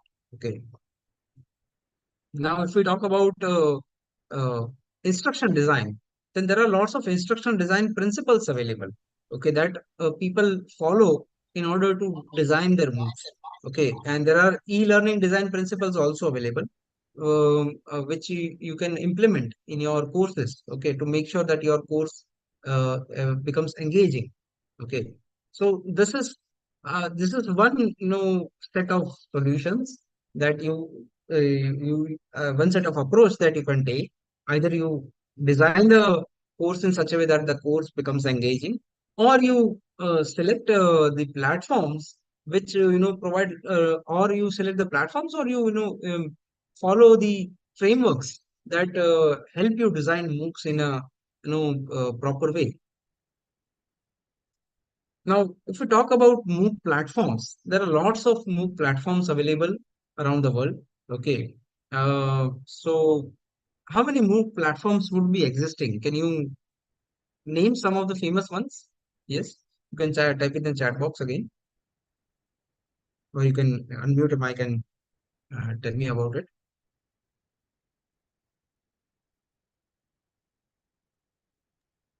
स्वयं Coursera IIT Bombay का जो spoken tutorial. Okay. Any other NPTEL. NPTEL, okay. That is NPTEL and Swayam both are same. Actually, Swayam has now covered NPTEL under it, its umbrella, where there are other coordinators also like E-Pathshala. IIMB and E-Pathshala. Okay. Okay, great.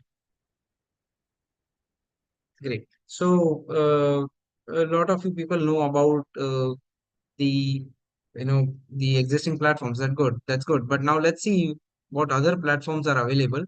If you see, the region wise, lots of platforms are available. Like if you see in North America and United States, then the famous ones are the Coursera and edX and Udacity. Along with that, there are other platforms like Canvas Network, then Cadence, and Stanford have its own platform. And if you go towards Europe, UK side, then you will see FutureLearn is one of the famous one. Then OpenHPI, then EduOpen.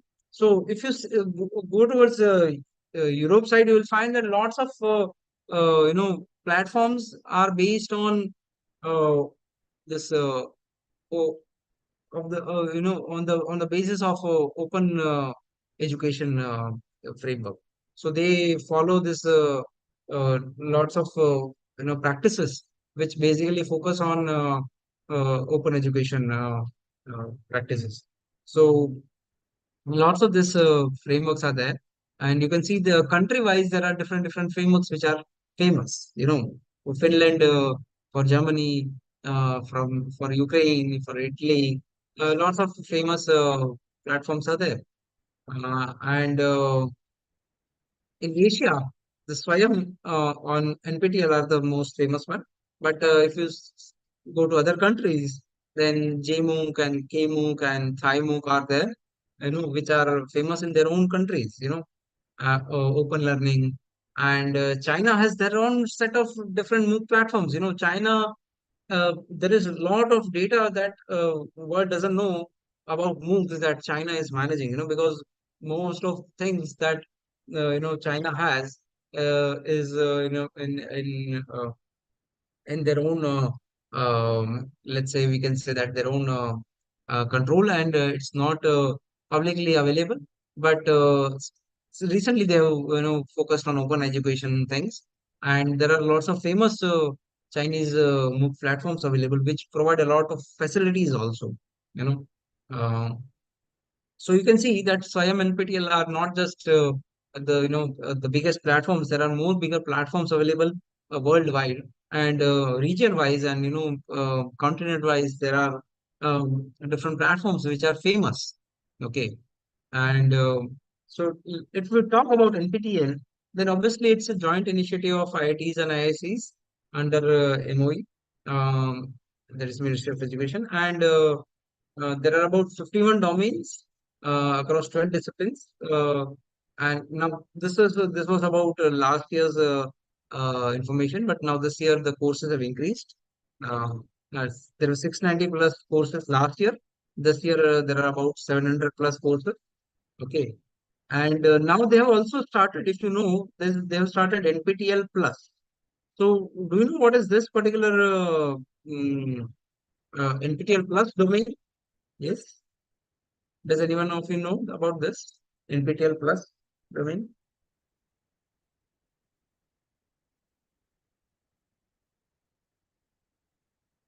So see, NPTEL Plus domain, focuses on self-paced mode and also uh, self-paced mode courses and also short-term training programs and workshops.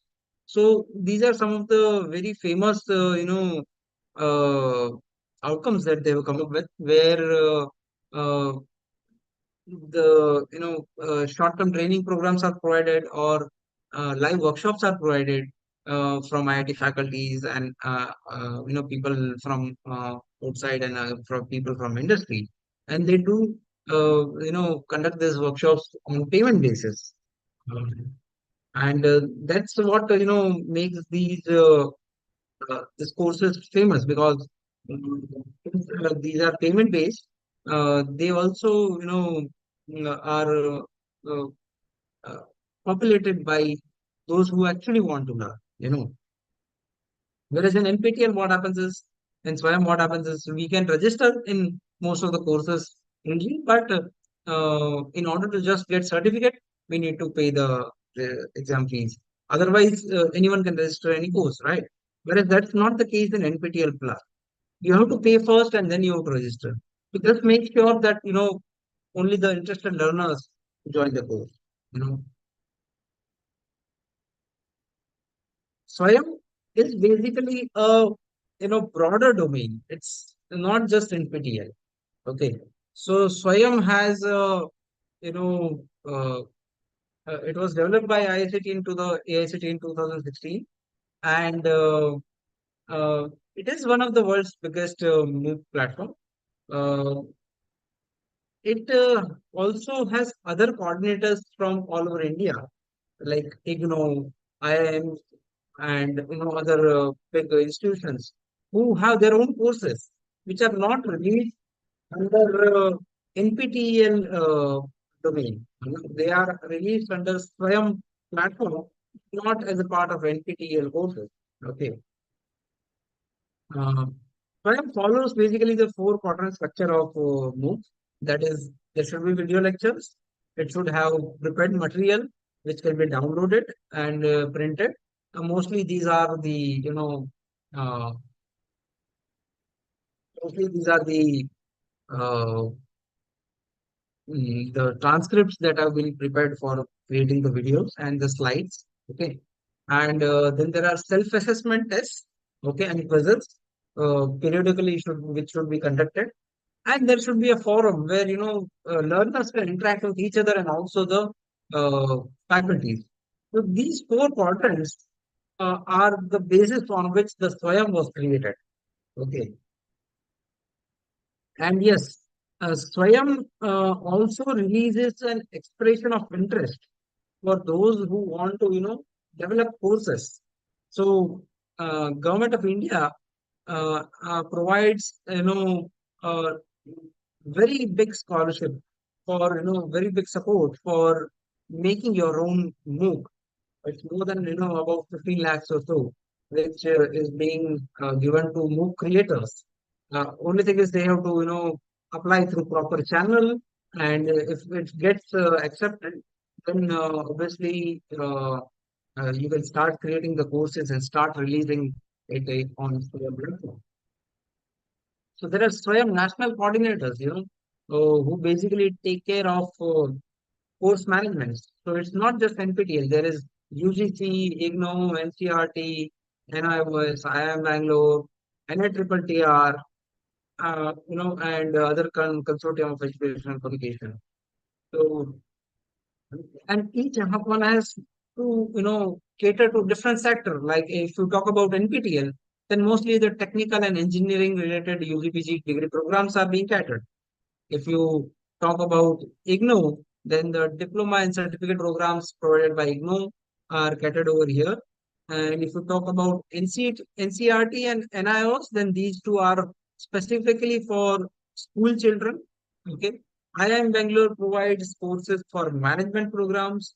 NITTTR provides courses for teacher training programs.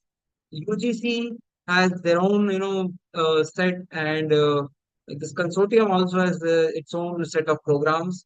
So you can see there are lots of variety of courses available on Swayam. Swayam is not just limited to technical courses.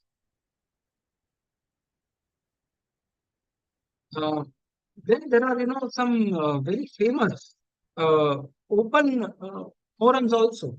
Like there is this framework has become very this platform has become very famous. That is open education for a better world. Some of our ALW speakers, active learning workshop speakers, have also created the courses on this platform, and some of them are also part of the mentoring team who can mentor other faculties to create their own freely available courses.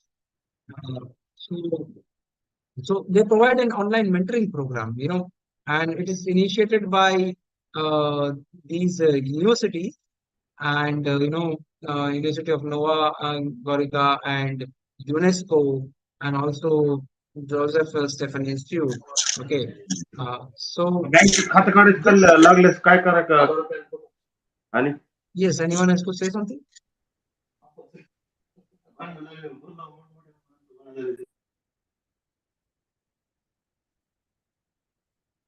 Okay, so if you see, OE4BW provides a very open and free platform. This is, I think, 2025 is its 8th year. Okay. And in 2023, 22, if you see, they had received about 67 project applications, 87 mentor applications, and people from about 6 continents and 24 different countries participate in creating MOOCs. And also, this work is organized into 10 different hubs. So each hub has, its own domain, and accordingly, each hub has its own mentor and, a whole set of team who works continuously to make sure that the faculties get involved into creating, open education based courses which are freely available for the learners across the world. IIT Bombex obviously was one of the platform, very famous platform. IIT Bombex was actually being used for lots of courses and short-term courses and workshops and everything. Recently, it has been, not recently, since last some years, it has not been used, but very recently we had used it for, a course which was for specifically for school teachers. Okay. So it was the effective use of ICT in school education. And this MOOC was one of the first MOOCs that we created in a vernacular language, that is in Gujarati. And that was under Deep Shala initiative, okay, which was obviously chaired by Professor Deepak Pathak, and the team, created this MOOC in Gujarati. You can see over here that the whole menu of this particular MOOC is also designed in Gujarati. And even the slides, you can see over here that slides, title, and all the things are being, shown in Gujarati. So this was one of the first, vernacular languages MOOC that we used on IIT Bombay's platform last year. Uh, okay, now let's get back to reflection spot. So, do you know about any conference where which focuses on MOOCs, on development of MOOCs, on research on MOOCs? Yes, you can type in the chat box, or you can switch on your mic.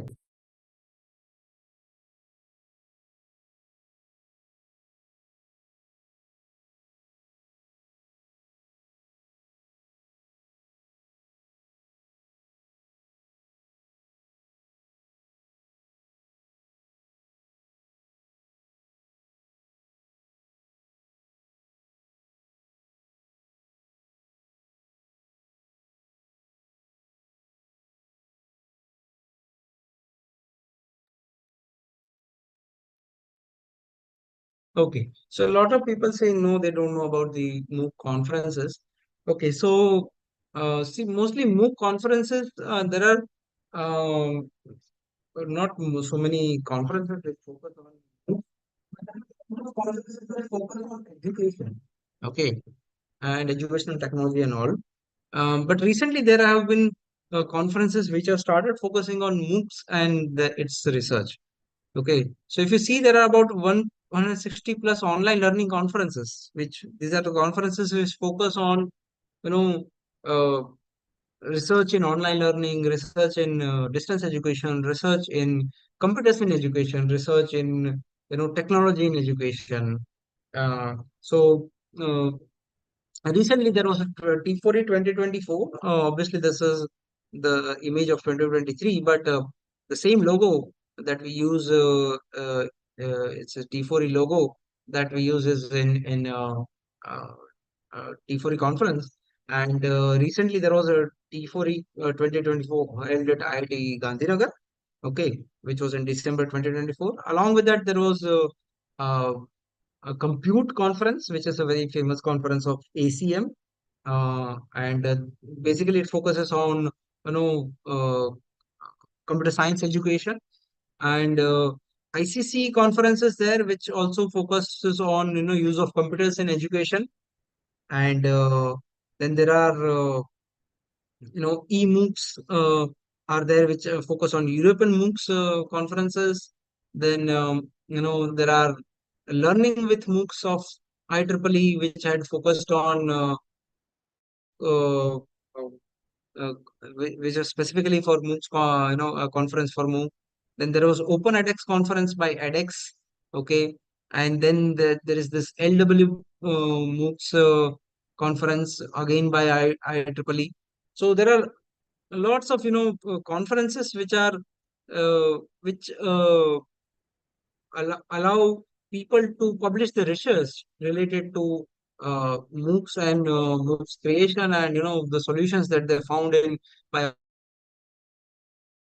the results that they found by applying different solutions. So basically, the challenges that are available, there are lots of challenges available, right, that we saw. And in order to solve those challenges, people do a lot of research and they publish it out. You know, Mm. So as a part of this, as a part of IIT Bombay, also we also do a lot of research on MOOCs and we publish it out. Okay, okay. So there are MOOC frameworks which basically are there. So let me ask you, have you evaluated or designed or guided or led in the creation process of MOOC? What do you include in the guidelines or frameworks or rubrics or checklists for this purpose? You can type in the chat box. You can take some time and type in the chat box. Okay.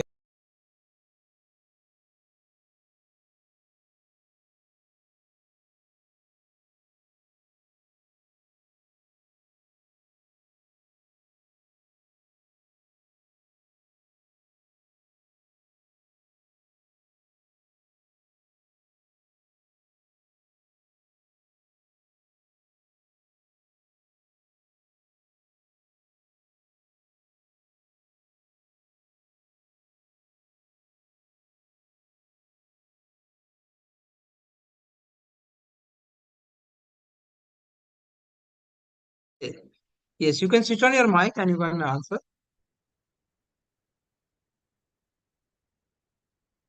Suppose if you are in this particular FDP, you would have learned lots of things about LCM and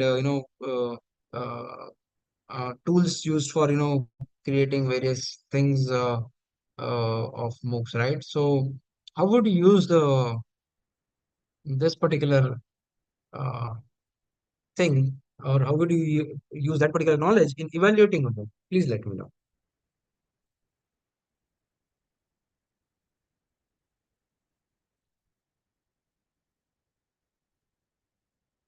I'll keep my chat box open so that I can see if anyone is answering in the chat box, or you can even switch on your mic and answer to me.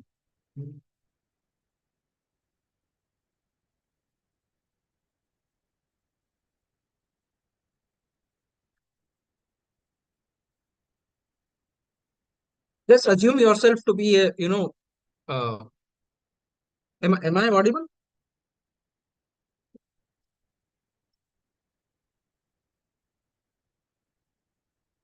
Okay, so, okay, thanks. Thanks for replying.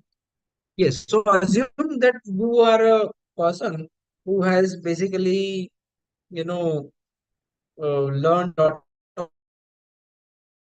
of things about MOOC creation process.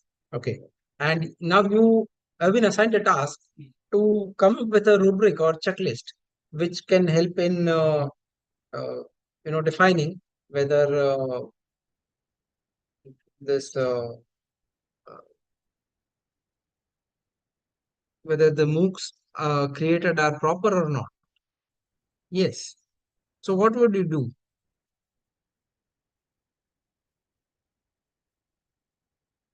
Any particular thing that you would like to include in a particular uh, MOOC framework? Okay. So someone is saying, does the video lectures use graphics and short videos and are engaging or not? Great. Okay. So you will make sure that the videos are engaging and they have used the design guidelines properly or not. Okay, great. And whether the reflection spots are added in videos or not. Great. That's a very good point to, measure. Learning objectives. Okay. Someone is saying that learning objectives, they will focus on learning objectives and activities, feedback, and assessments. I think I cannot read the names, but numbers I can read. Number 34. Sir is saying that assignments are there or not. Okay, they will say check whether the assignments are available in the MOOC or not. Reference materials and reading notes are provided or not, and whether the discussion very common things that you need to make sure that the course has these things or not. Okay, so that's a great answer from your side. So thank you, sir. Thank you for that answer. So let's go ahead and see how people have, made sure that the MOOCs are, done properly or made properly. So if you check the instruction design principles or e-learning principles, then you will find that there are lots of papers available which focus on improving instruction design of the MOOCs. Like there are 7 principles for good practice in UG education. Okay, there's a very famous paper by Chickering and Ganson which focuses on principles for good practice uh, in education, and there are quality online course initiative rubrics. Okay, uh, by applying e-learning design principles also a lot of people have tried to solve problems like Clark and Mayer's paper which focuses on e-learning guidelines and principles. Okay, and people have even tried a combination of these principles. Okay, like first principles of instruction by Merrill and design and evaluation criteria for courses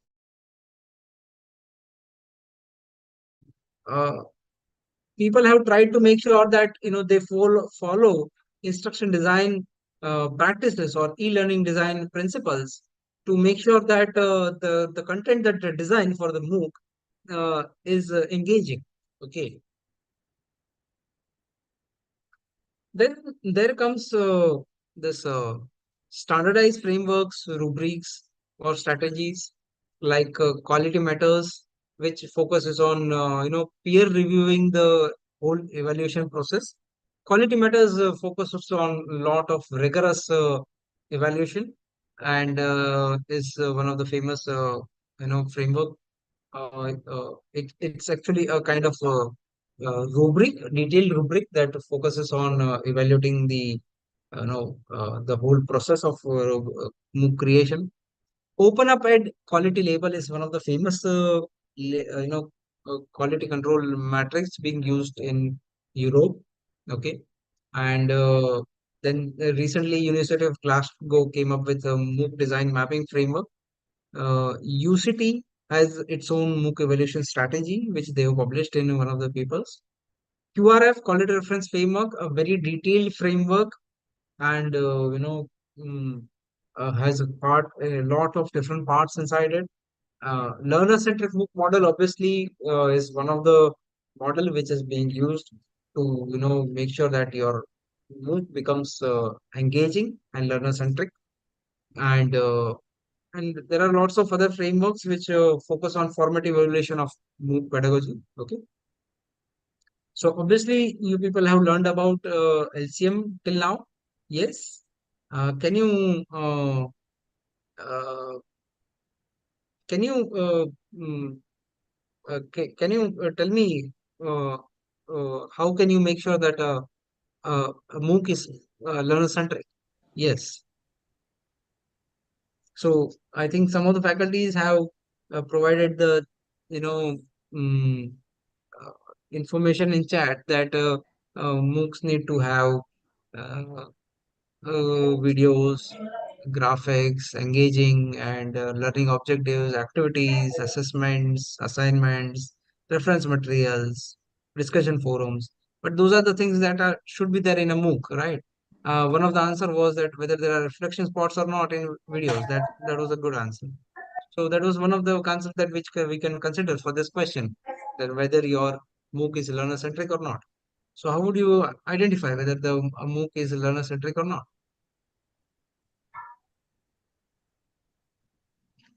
Yes, I think someone has switched on the mic to answer.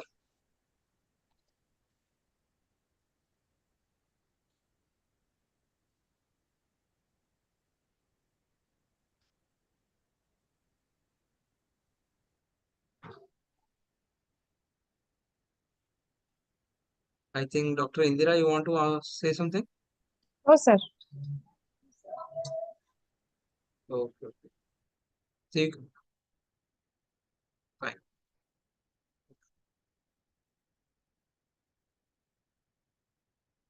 Okay, so see, you need to make sure that in order to make sure that your MOOC be learner centric, what you can do is you can follow this learner centric approach. And as I told you that recently we have come up with a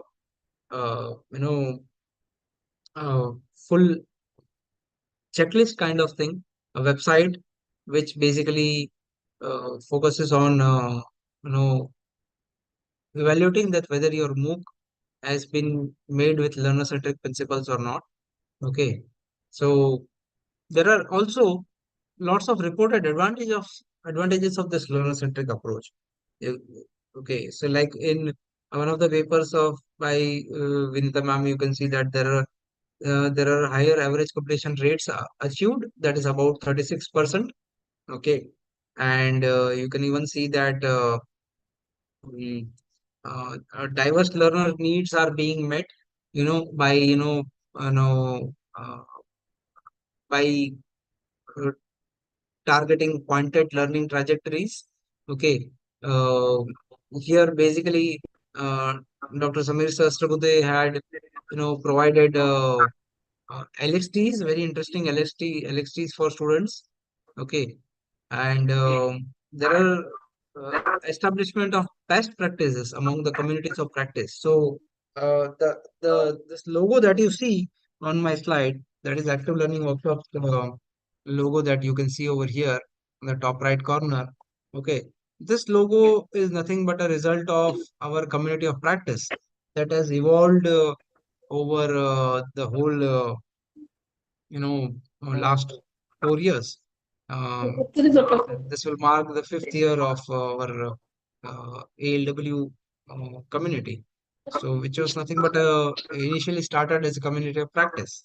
Okay, and initially started as a group, but then evolved into a big community of practice. Okay, uh, and then there are lots of other papers which have reported the advantages of this learner-centric approach. Okay.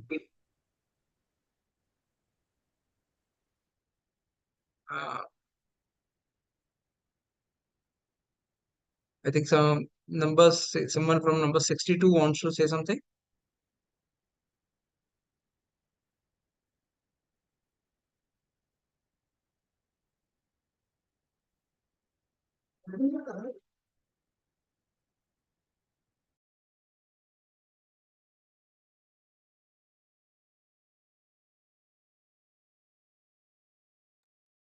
Okay, so let's continue.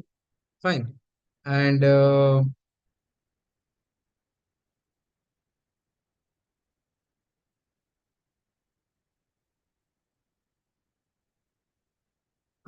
I audible? I think I lost the connection in my mobile, so that's why I was asking. Okay, great. So this learner-centric approach is one of the approach that you can take. Okay, and then there is, there are toolkits available like the toolkit that I told about, the website that I told about has been formed as a formative evaluation of MOOC pedagogy, that is MEF toolkit.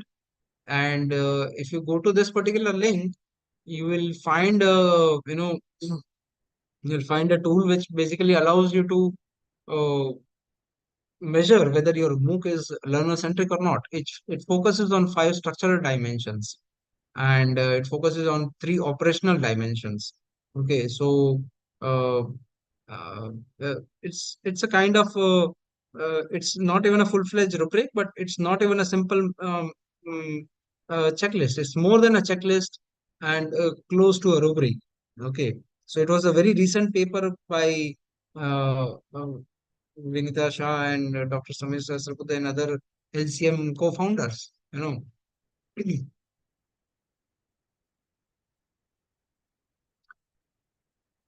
Uh, if you see QM rubrics, what is famous about QM rubrics is that it is focused on designing quality online and blended courses, and it's a very widely accepted model. Okay, for it allows you to measure the whole process of MOOC creation as a part of development, evaluation, and also for improvement. Okay, so there are 3 peer reviewers who review, the MOOC. There is a master reviewer, there is a subject expert, and there is an external reviewer also. And the course quality expectation is about more than 85% of the level that has to be achieved in all the, rubric components. So there are about, different types of rubrics available for different domains. Like for K-12, there are rubrics available. For higher education, there are rubrics available. And for continuing and professional education, also the rubrics are available. Okay. For higher education publishers or K-12, also the rubrics are available. And for online instruction skill sets, the rubrics are also available. So there are about 8 general standards around which this whole QM rubrics has been designed. Okay. And if we talk about open up ed quality label, so let me specify this QM rubrics is most famous in US and US MOOCs. Okay. And this open up ed quality label has recently been very famous in Europe, MOOCs. Okay, but these are not restricted to those particular continents, but can also be used by other countries.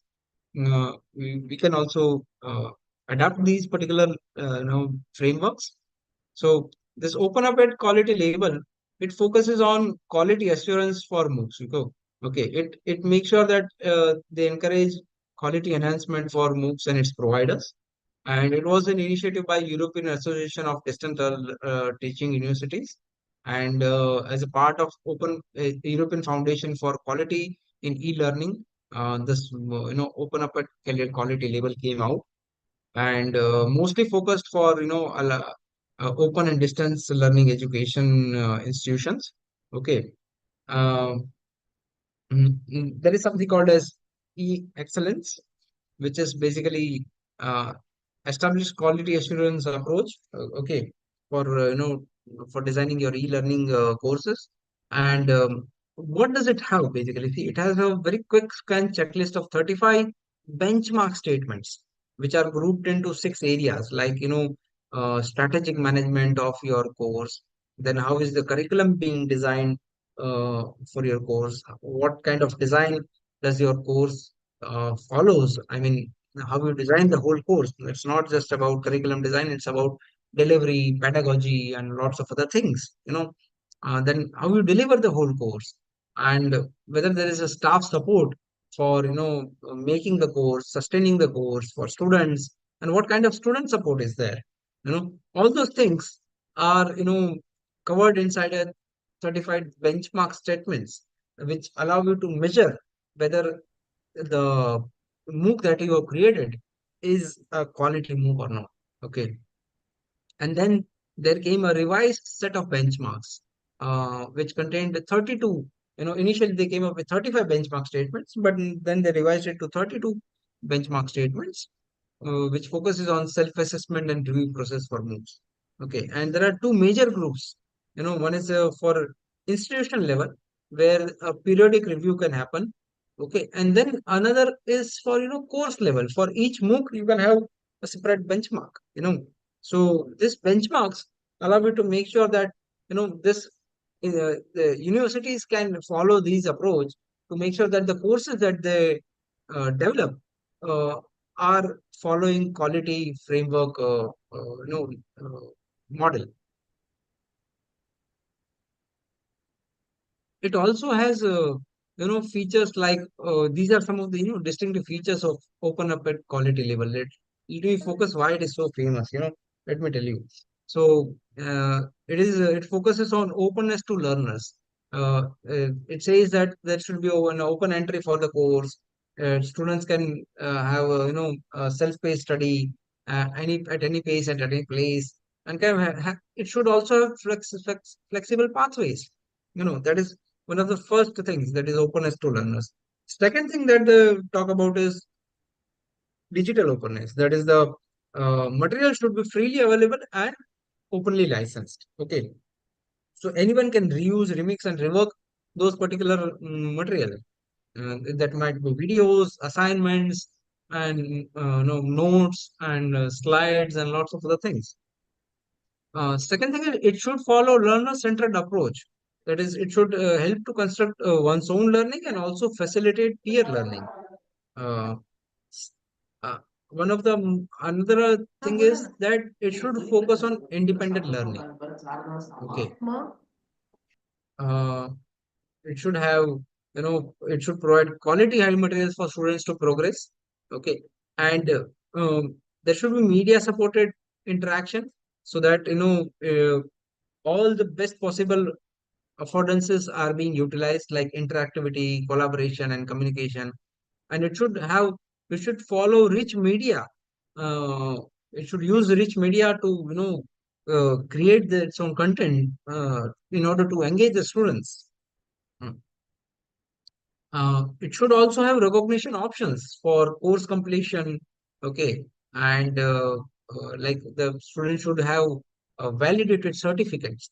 It should be verifiable certificates, and there should be quality focus on consistency while producing the course and its presentation.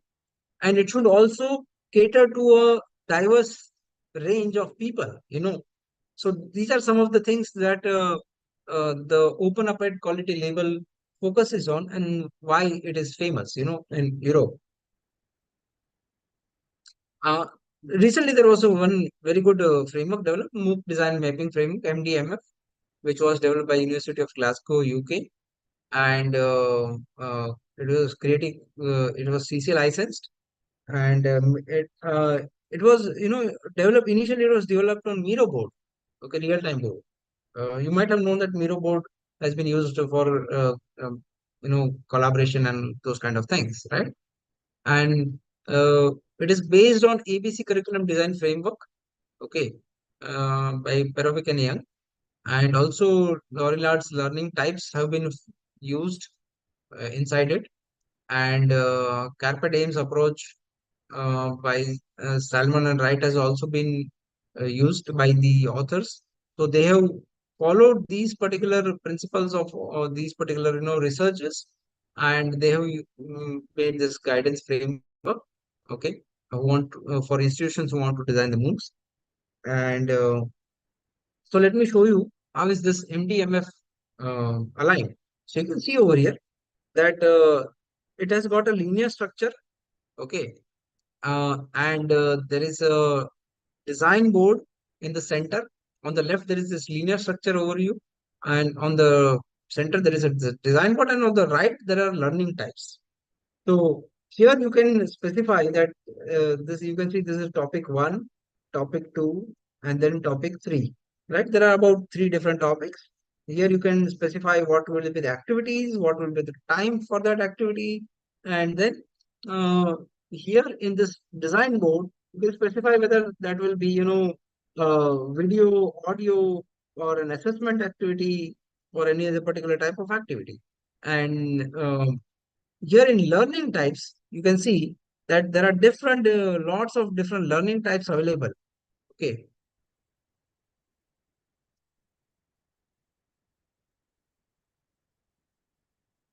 So lots of different learning types are available, like for practice, for discussion, for examples, for material and all.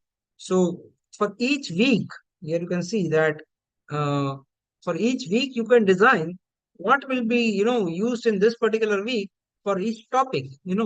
So it's a very interesting framework which can be used by novices also, to design their own moves. Then comes quality reference framework. This quality reference frameworks focuses on 3 different dimensions. It focuses on phases, perspectives, and roles. So if we talk about phases, so there are about 5 phases in this particular framework. You start with analyzing, designing, implementing, realization, and then in the end you evaluate. And if we talk about perspectives, it focuses on 3 different perspectives of MOOC. That is the pedagogical perspectives that have to be taken care while designing a MOOC, technological perspective that has to be used to structure the MOOC, and the strategic perspectives that is being used to manage or orchestrate the whole MOOC. Then comes the roles, designers, facilitators, and providers. So MOOC designers are different, MOOC facilitators are different, MOOC providers are different. So each have their own role.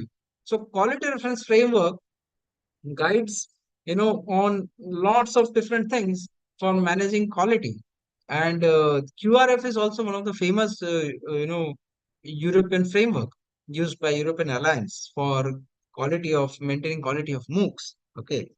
They have adapted the international ISO standard, and uh, it facilitated about more than 10,000 MOOC learners, designers, and facilitators recently. Uh, they also, as a part of their one of the research, they had done a global MOOC quality survey. Semi-structured interviews were done, and MOOC presentations were done, and workshops were done at regional and European and international conferences. And then this is how they went ahead in developing this whole framework, and in uh, in propagating it towards the uh, community of MOOC creators. So it provides collaborating with traditional and social media channels also. And there are two things. One is the quality, QRF key quality criteria, and another is QRF quality checklist. So the criteria is for the whole MOOC design uh, process, like analyzing, designing, implementing, realizing, and evaluating the whole process of MOOC creation. Whereas the checklist is for a starting point from where the MOOC creators can start, and this checklist is used to remind about critical issues that can occur during the MOOC development. Okay, so uh, this is one of the very good frameworks, QRF frameworks. Now, can you suggest any innovative way to design or create a MOOC in order to solve the challenges? Yes. Let's see what suggestions you people have.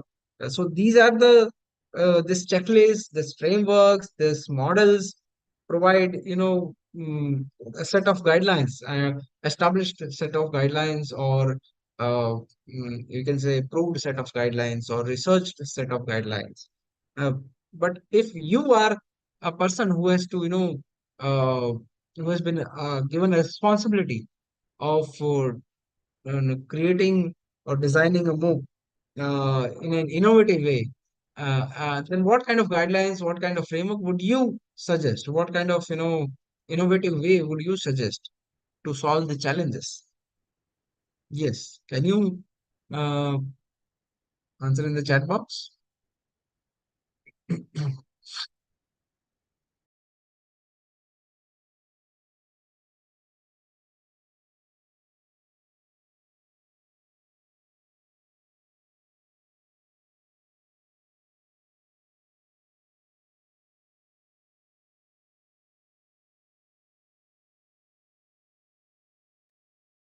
Okay, so let's focus on one of the ways, okay, which is one of the innovative ways and recently being adopted by lots of MOOC creators and MOOC instructors, and that is gamification.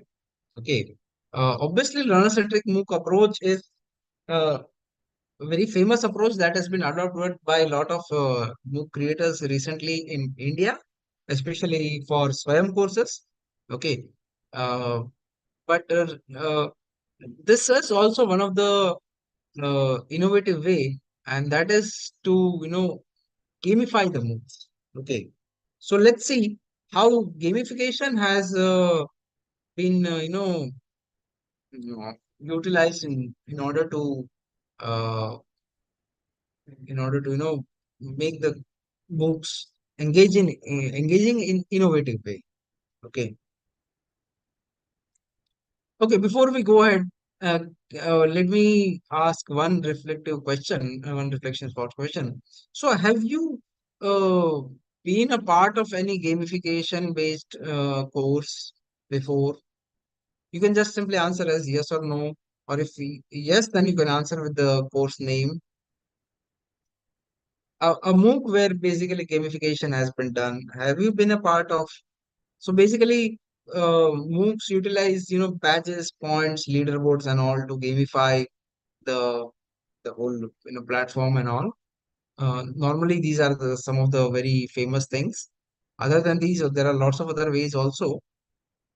But have you people been a part of any MOOC which had been gamified before? You can simply answer as yes or no in the chat box.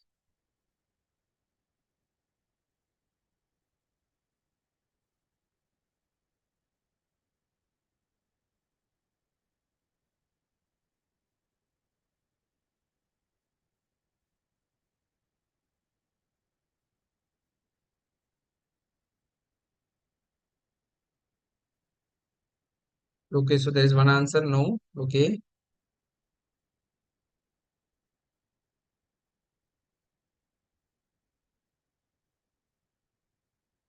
Okay, so mostly in India, we don't have any gamified MOOC on Swayam platform specifically, but recently, in all over the world, lots of okay, Yogita ma'am saying playing quiz on Kahoot. Yes, see, playing quiz on Kahoot can gamify your mm, synchronous classrooms also.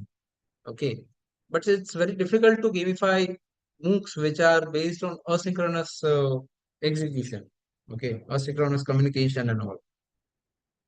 So if we talk about gamification approach, so it was first used in 2002.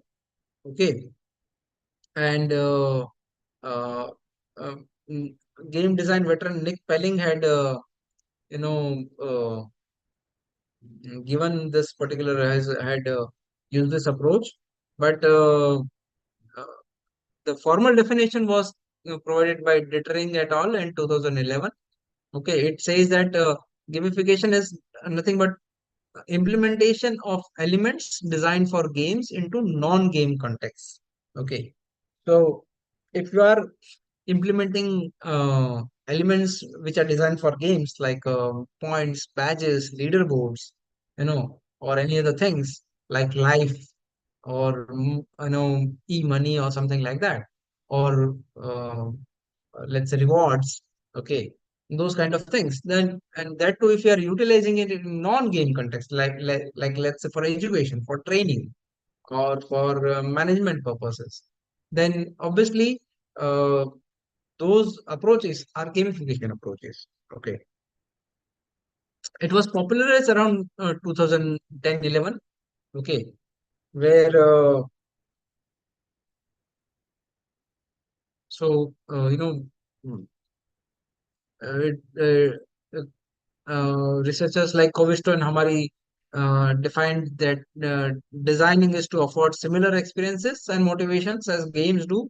So the aim they say is that when people use gamification, it's about providing them those kind of similar experiences and motivations which games can provide to them. So that they feel that the content is engaging or the course is engaging. Okay, so it is one of the methods which affect a vast number of MOOC parameters. Okay, like it affects parameters like motivation. People get motivated to regularly participate in course activities. Engagement. People feel engaged, that they feel that okay, they are getting some good amount of learning out of it. And thus obviously the learning performance gets affected quite well. Uh, People also feel that the goal commitment happens in because of such approaches, and learners' attitude also, towards gamification increases, and that's why they get attached to lots of things. In MOOCs, with MOOC content, or MOOC creators. So basically, it is suggested that practitioners and researchers can use a design science approach to evaluate the impact of gamification and education. Okay, and thus, lot of people have used points, badges, leaderboards, or different levels, or prizes, or rewards, or let's say progress bars, storylines, feedback. These are the game context, or these are the elements which are nothing but called as gamification elements, which can be used. If any of these elements are being used in a course, then we can say that the course is being gamified. Okay, so it's not about making a game. It's not game based learning. It's about gamifying your course. It's about gamifying the structure of your course, so that students feel that they feel they get the experience, they get motivated to interact with the course, and thus they feel get they feel engaged while interacting with the course content and all. you know so there is a also, people say that there is very less research available, but now recently there is a lot of research being focused on gamification, and specifically on gamification in MOOCs. Okay, recently the approach has started. Mm, like if you see some papers, recent papers that there are these recent reviews. Okay, so these are not simple papers; these are systematic reviews okay, which have summarized the about 19 game elements being used, out of which this BPL, that is badges, uh, points and leaderboards are famous. Challenges is one of it. Okay, progress and progress bars is also one of the frequently used. Then one International Klemke came up with 24 game elements, which say that effect of this game elements happens on the learner's behavior in open learning environments. Okay, uh, this Cullen's paper is one of the famous papers because initially it highlighted 19 game elements, and then people came up with more game elements, and you can see Rohan et al. In 2020 came up with about 27 game elements, which are categorized into three different categories. Okay, like achievement, social, and immersion. So you can see there is a lot of research being happening in making sure that the learners interact with the MOOC, learners get engaged with the MOOC, learners get motivated with the MOOC using gamification. Okay, using gamified elements. So MOOC creators can make sure that these elements can influence users. Okay.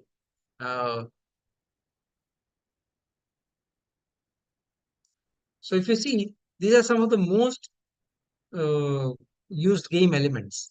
Like badges are one of the famous game elements.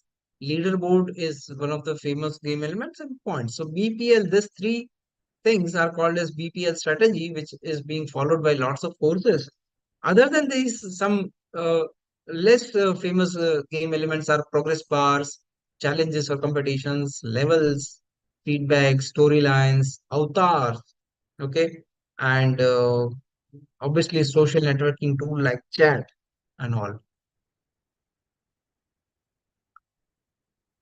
If you see more very less famous are, then there are game elements like goals or goal indicators, likes or ratings, virtual currency, missions or quests, then social status, team or team play, then constant time constraint or time limit, certificates, virtual maps, and learning forum or discussion. So you can see that these are some of the game elements used by these many research you know papers.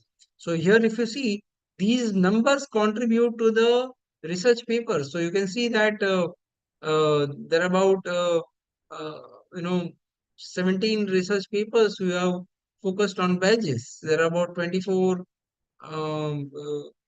papers which are focused on badges, in this other review.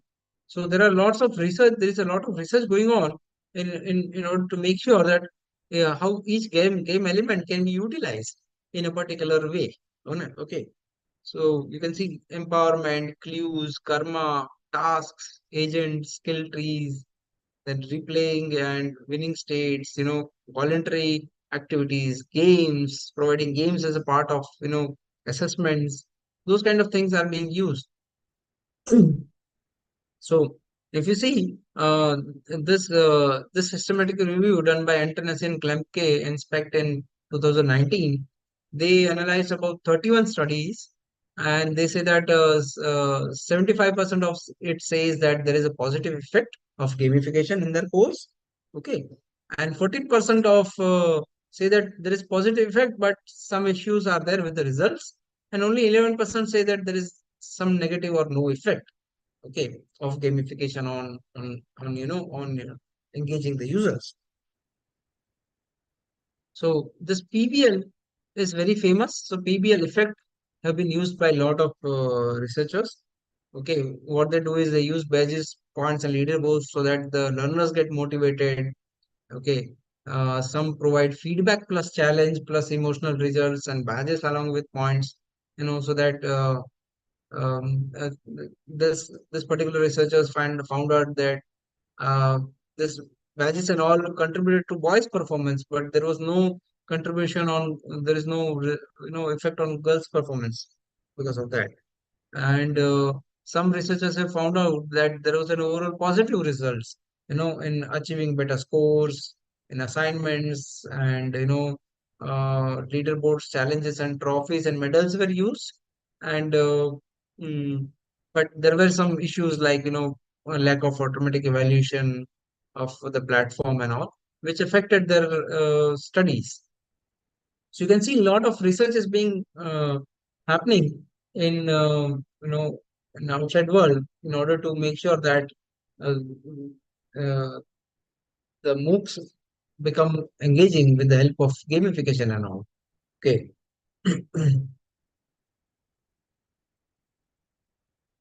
Mm, there were 3 studies done on dyslexic and special students also.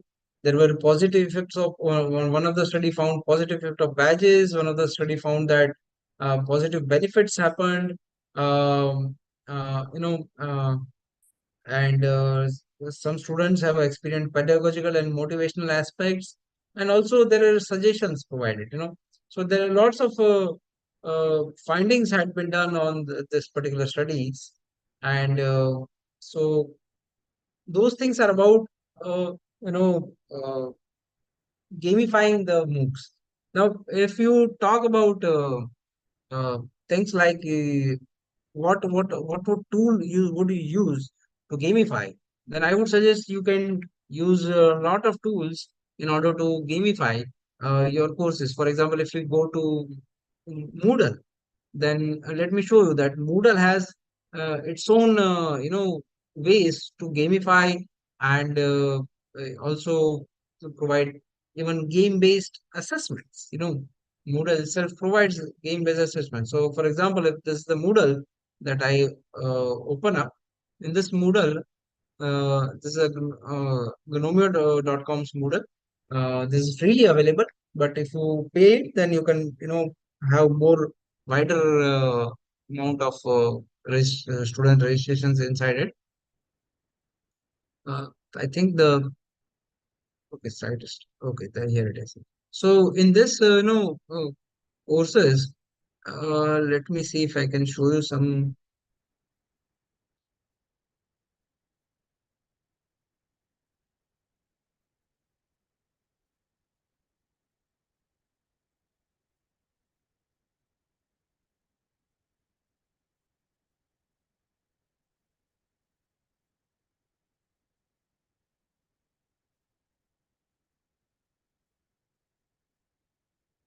So in this, in this Moodle, you can have, things like specifically games like, mm, mm, snakes and ladders, which can be used to give innovative assessments. Okay, game-based assessments. I think it is taking too much time to set up. And then there is this. Let me show you that there is this quizzes, which is basically free, for online quizzes, lessons, activities, and homework. If you see this, you can use this for learning by doing activities, for taking your quizzes, conducting your quizzes. Okay. Um, then obviously Kahoot is there. Kahoot is one of the tools that you can use to gamify your classroom quizzes. But these quizzes can be used for gamifying your asynchronous quizzes. Okay. Okay. So here is the Moodle. Let me show you. If I turn the editing on in this particular classroom, and if I want to add something, let me show you what kind of tools I can add to it. Okay. It's taking quite a bit of time.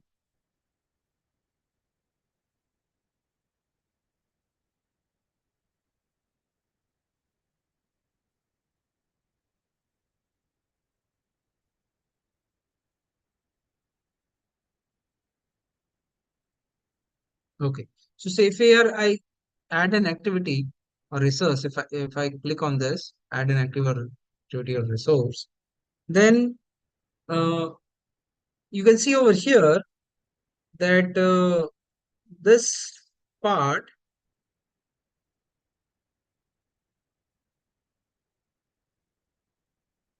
about 8 different types of games are available, which can be used to create your assessments. Like game like Sudoku is available, game, very interesting game like Snakes and Ladders, game like Who Wants to Become Millionaire, okay, Hidden Picture, Hangman, Cryptex, Crossword Game, and Book with Questions.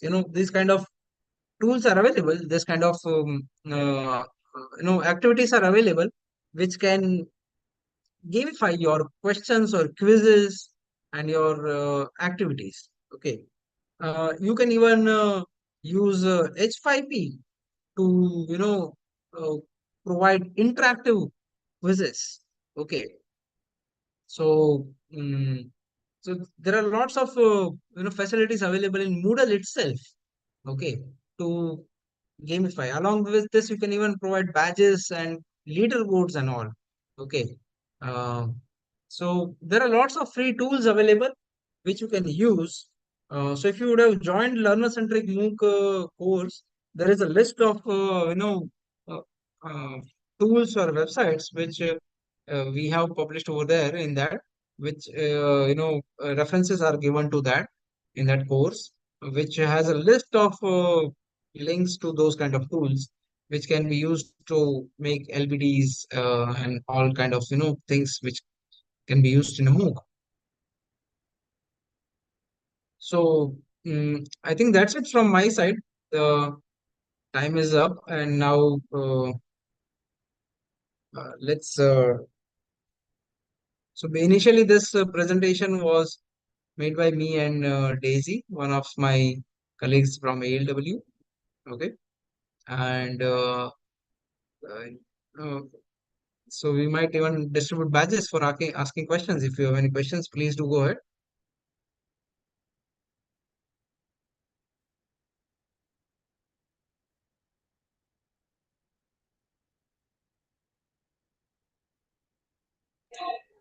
So can you share your contact number so that if we have any problem in developing the e-content, we can take your help.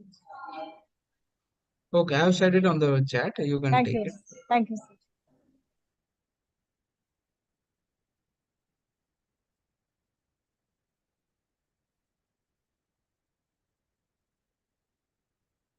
Any questions you have related to this particular presentation? So basically, we have covered 5 things in this presentation, and those 5 things are nothing but starting from what problems that MOOC creators face.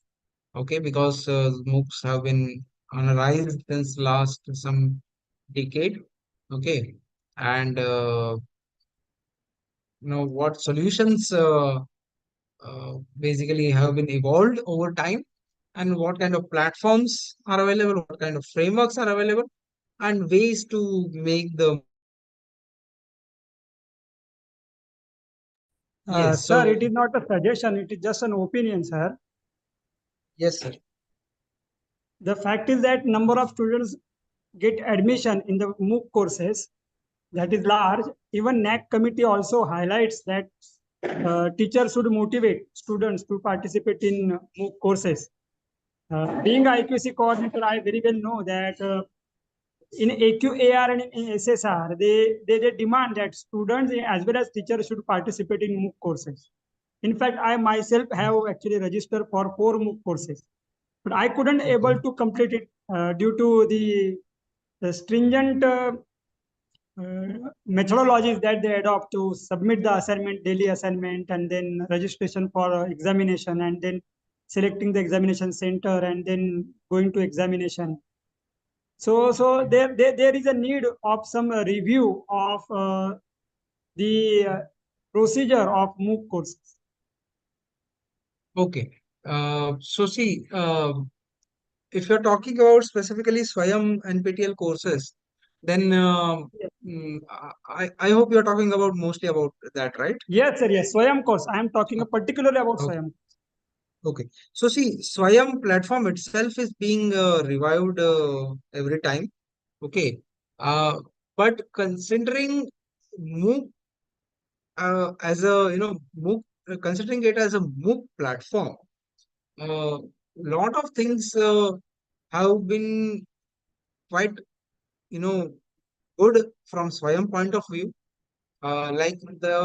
If you see what is a MOOC, then it's a massive online open course, right? So obviously, taking so much content and putting it online is one of the biggest challenge. Second is, which they have achieved, then making it open so that anyone can register into it. That is one of the best part. And in order to provide certified uh, uh, eligible certificates, in order to provide verifiable certificates, they've also achieved that part also by making sure that the examination process is followed.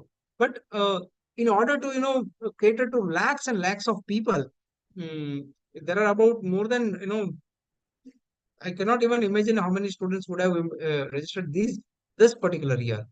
Obviously, that would be more than 15 lakhs. Okay, so lots of students are being enrolled in particular lots of courses. There are more than 700 courses available. So if you see, they have to follow very stringent timeline for that. And these timelines are being, you know, mm, these timelines are being released much quite before, so that students can follow it, faculties can even follow it. What I would suggest is, the problem that you are facing is not that it's only your problem. Lot of people do face this problem. And uh, but in order to overcome those challenges also, what Swayam and NPTEL has done, you might be not be aware that NPTEL have started various uh, various programs which basically focus on motivating people. So if you go to NPTEL website, you will see that they have started with NPTEL Stars program, where those people, if you see this NPTEL Stars program, then there are NPTEL Domain Scholars, NPTEL Superstars, NPTEL Mega Stars, NPTEL Evangelists. So this are the people who basically have, cleared NPTEL MOOCs on flying colors. And you can see a lot of faculties are also there as a part of this list. You can see that, right? So these are NPTEL superstars who, were present for 4, 5, or 6 exams. You can see in one particular semester. So it's not like that uh, everyone is for having these issues only. But yes, as a learner, we have to cope up with our own personal schedules and all, and our own personal liabilities, and accordingly we have to provide time. uh, yes, I can say that every MOOC cannot be same, but it's up to your interest and how much time you can provide to it. And if you invest good time, you can be a part of NPTEL Stars, where NPTEL recognizes you for your achievements. And even obviously colleges nowadays, universities nowadays feel proud of these kind of things. They flaunt that their faculties are being a part of NPTEL Stars program, where they have been achieved such kind of milestones. Okay. NPTEL also takes regular testimonials from faculties and all. Okay. And NPTEL Plus program is there. If you see this NPTEL Plus program, then this is a paid version of the NPTEL platform, where basically you find short courses and live workshops which users can take on self on no, no, no, no, in a self-paced mode also, and also in a live mode. Okay, so there are self-paced courses also available. There are live courses are also available, and lots of this is a separate list of courses other than the list of courses that is there in NPTEL MOOCs. If you see the NPTEL MOOC, if you go to NPTEL home, you will find this timelines and guidelines. Okay, and list of courses. So this timelines and guidelines are released much before the MOOCs are being released. Okay, and here uh, uh, each course start date, end date, and enrollment, when does the enrollment end, when the registration date ends, everything is given quite in advance. Even NPTEL also gives the links to the old courses. So if you want to start away with directly with learning from video and all, NPTEL does not stop you. It does not hinder in that. It has this pre-recorded course content, and you uh, start learning from it. Okay, so you don't need to the NPTEL. You don't need to wait for the SWAYAM to release the week. You can start learning from this, and as soon as the week is released, you complete your assessment. So there are ways in which as a learner, we have to cope up with the platforms that we use. So if we talk about NPTEL and SWAYAM platform, yes, there are challenges also, but it has also progressed in a lot of different ways and has evolved in a lot of different ways. Nowadays, recently they have also started a localization initiative where the local uh, chapters are being honored a lot, and also they have also initiated state specific this platforms like Swayam is now focusing on state specific platforms which where courses can be utilized and made in vernacular languages and can be utilized by local teachers. So I hope I have answered to your issue.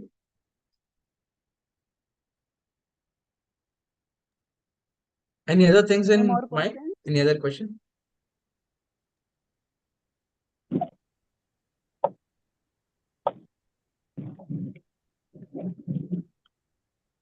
Okay. Please let me know if you have any other question or any other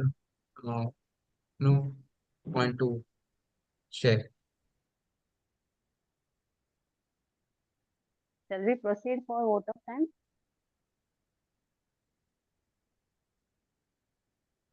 Participants, do you have any questions?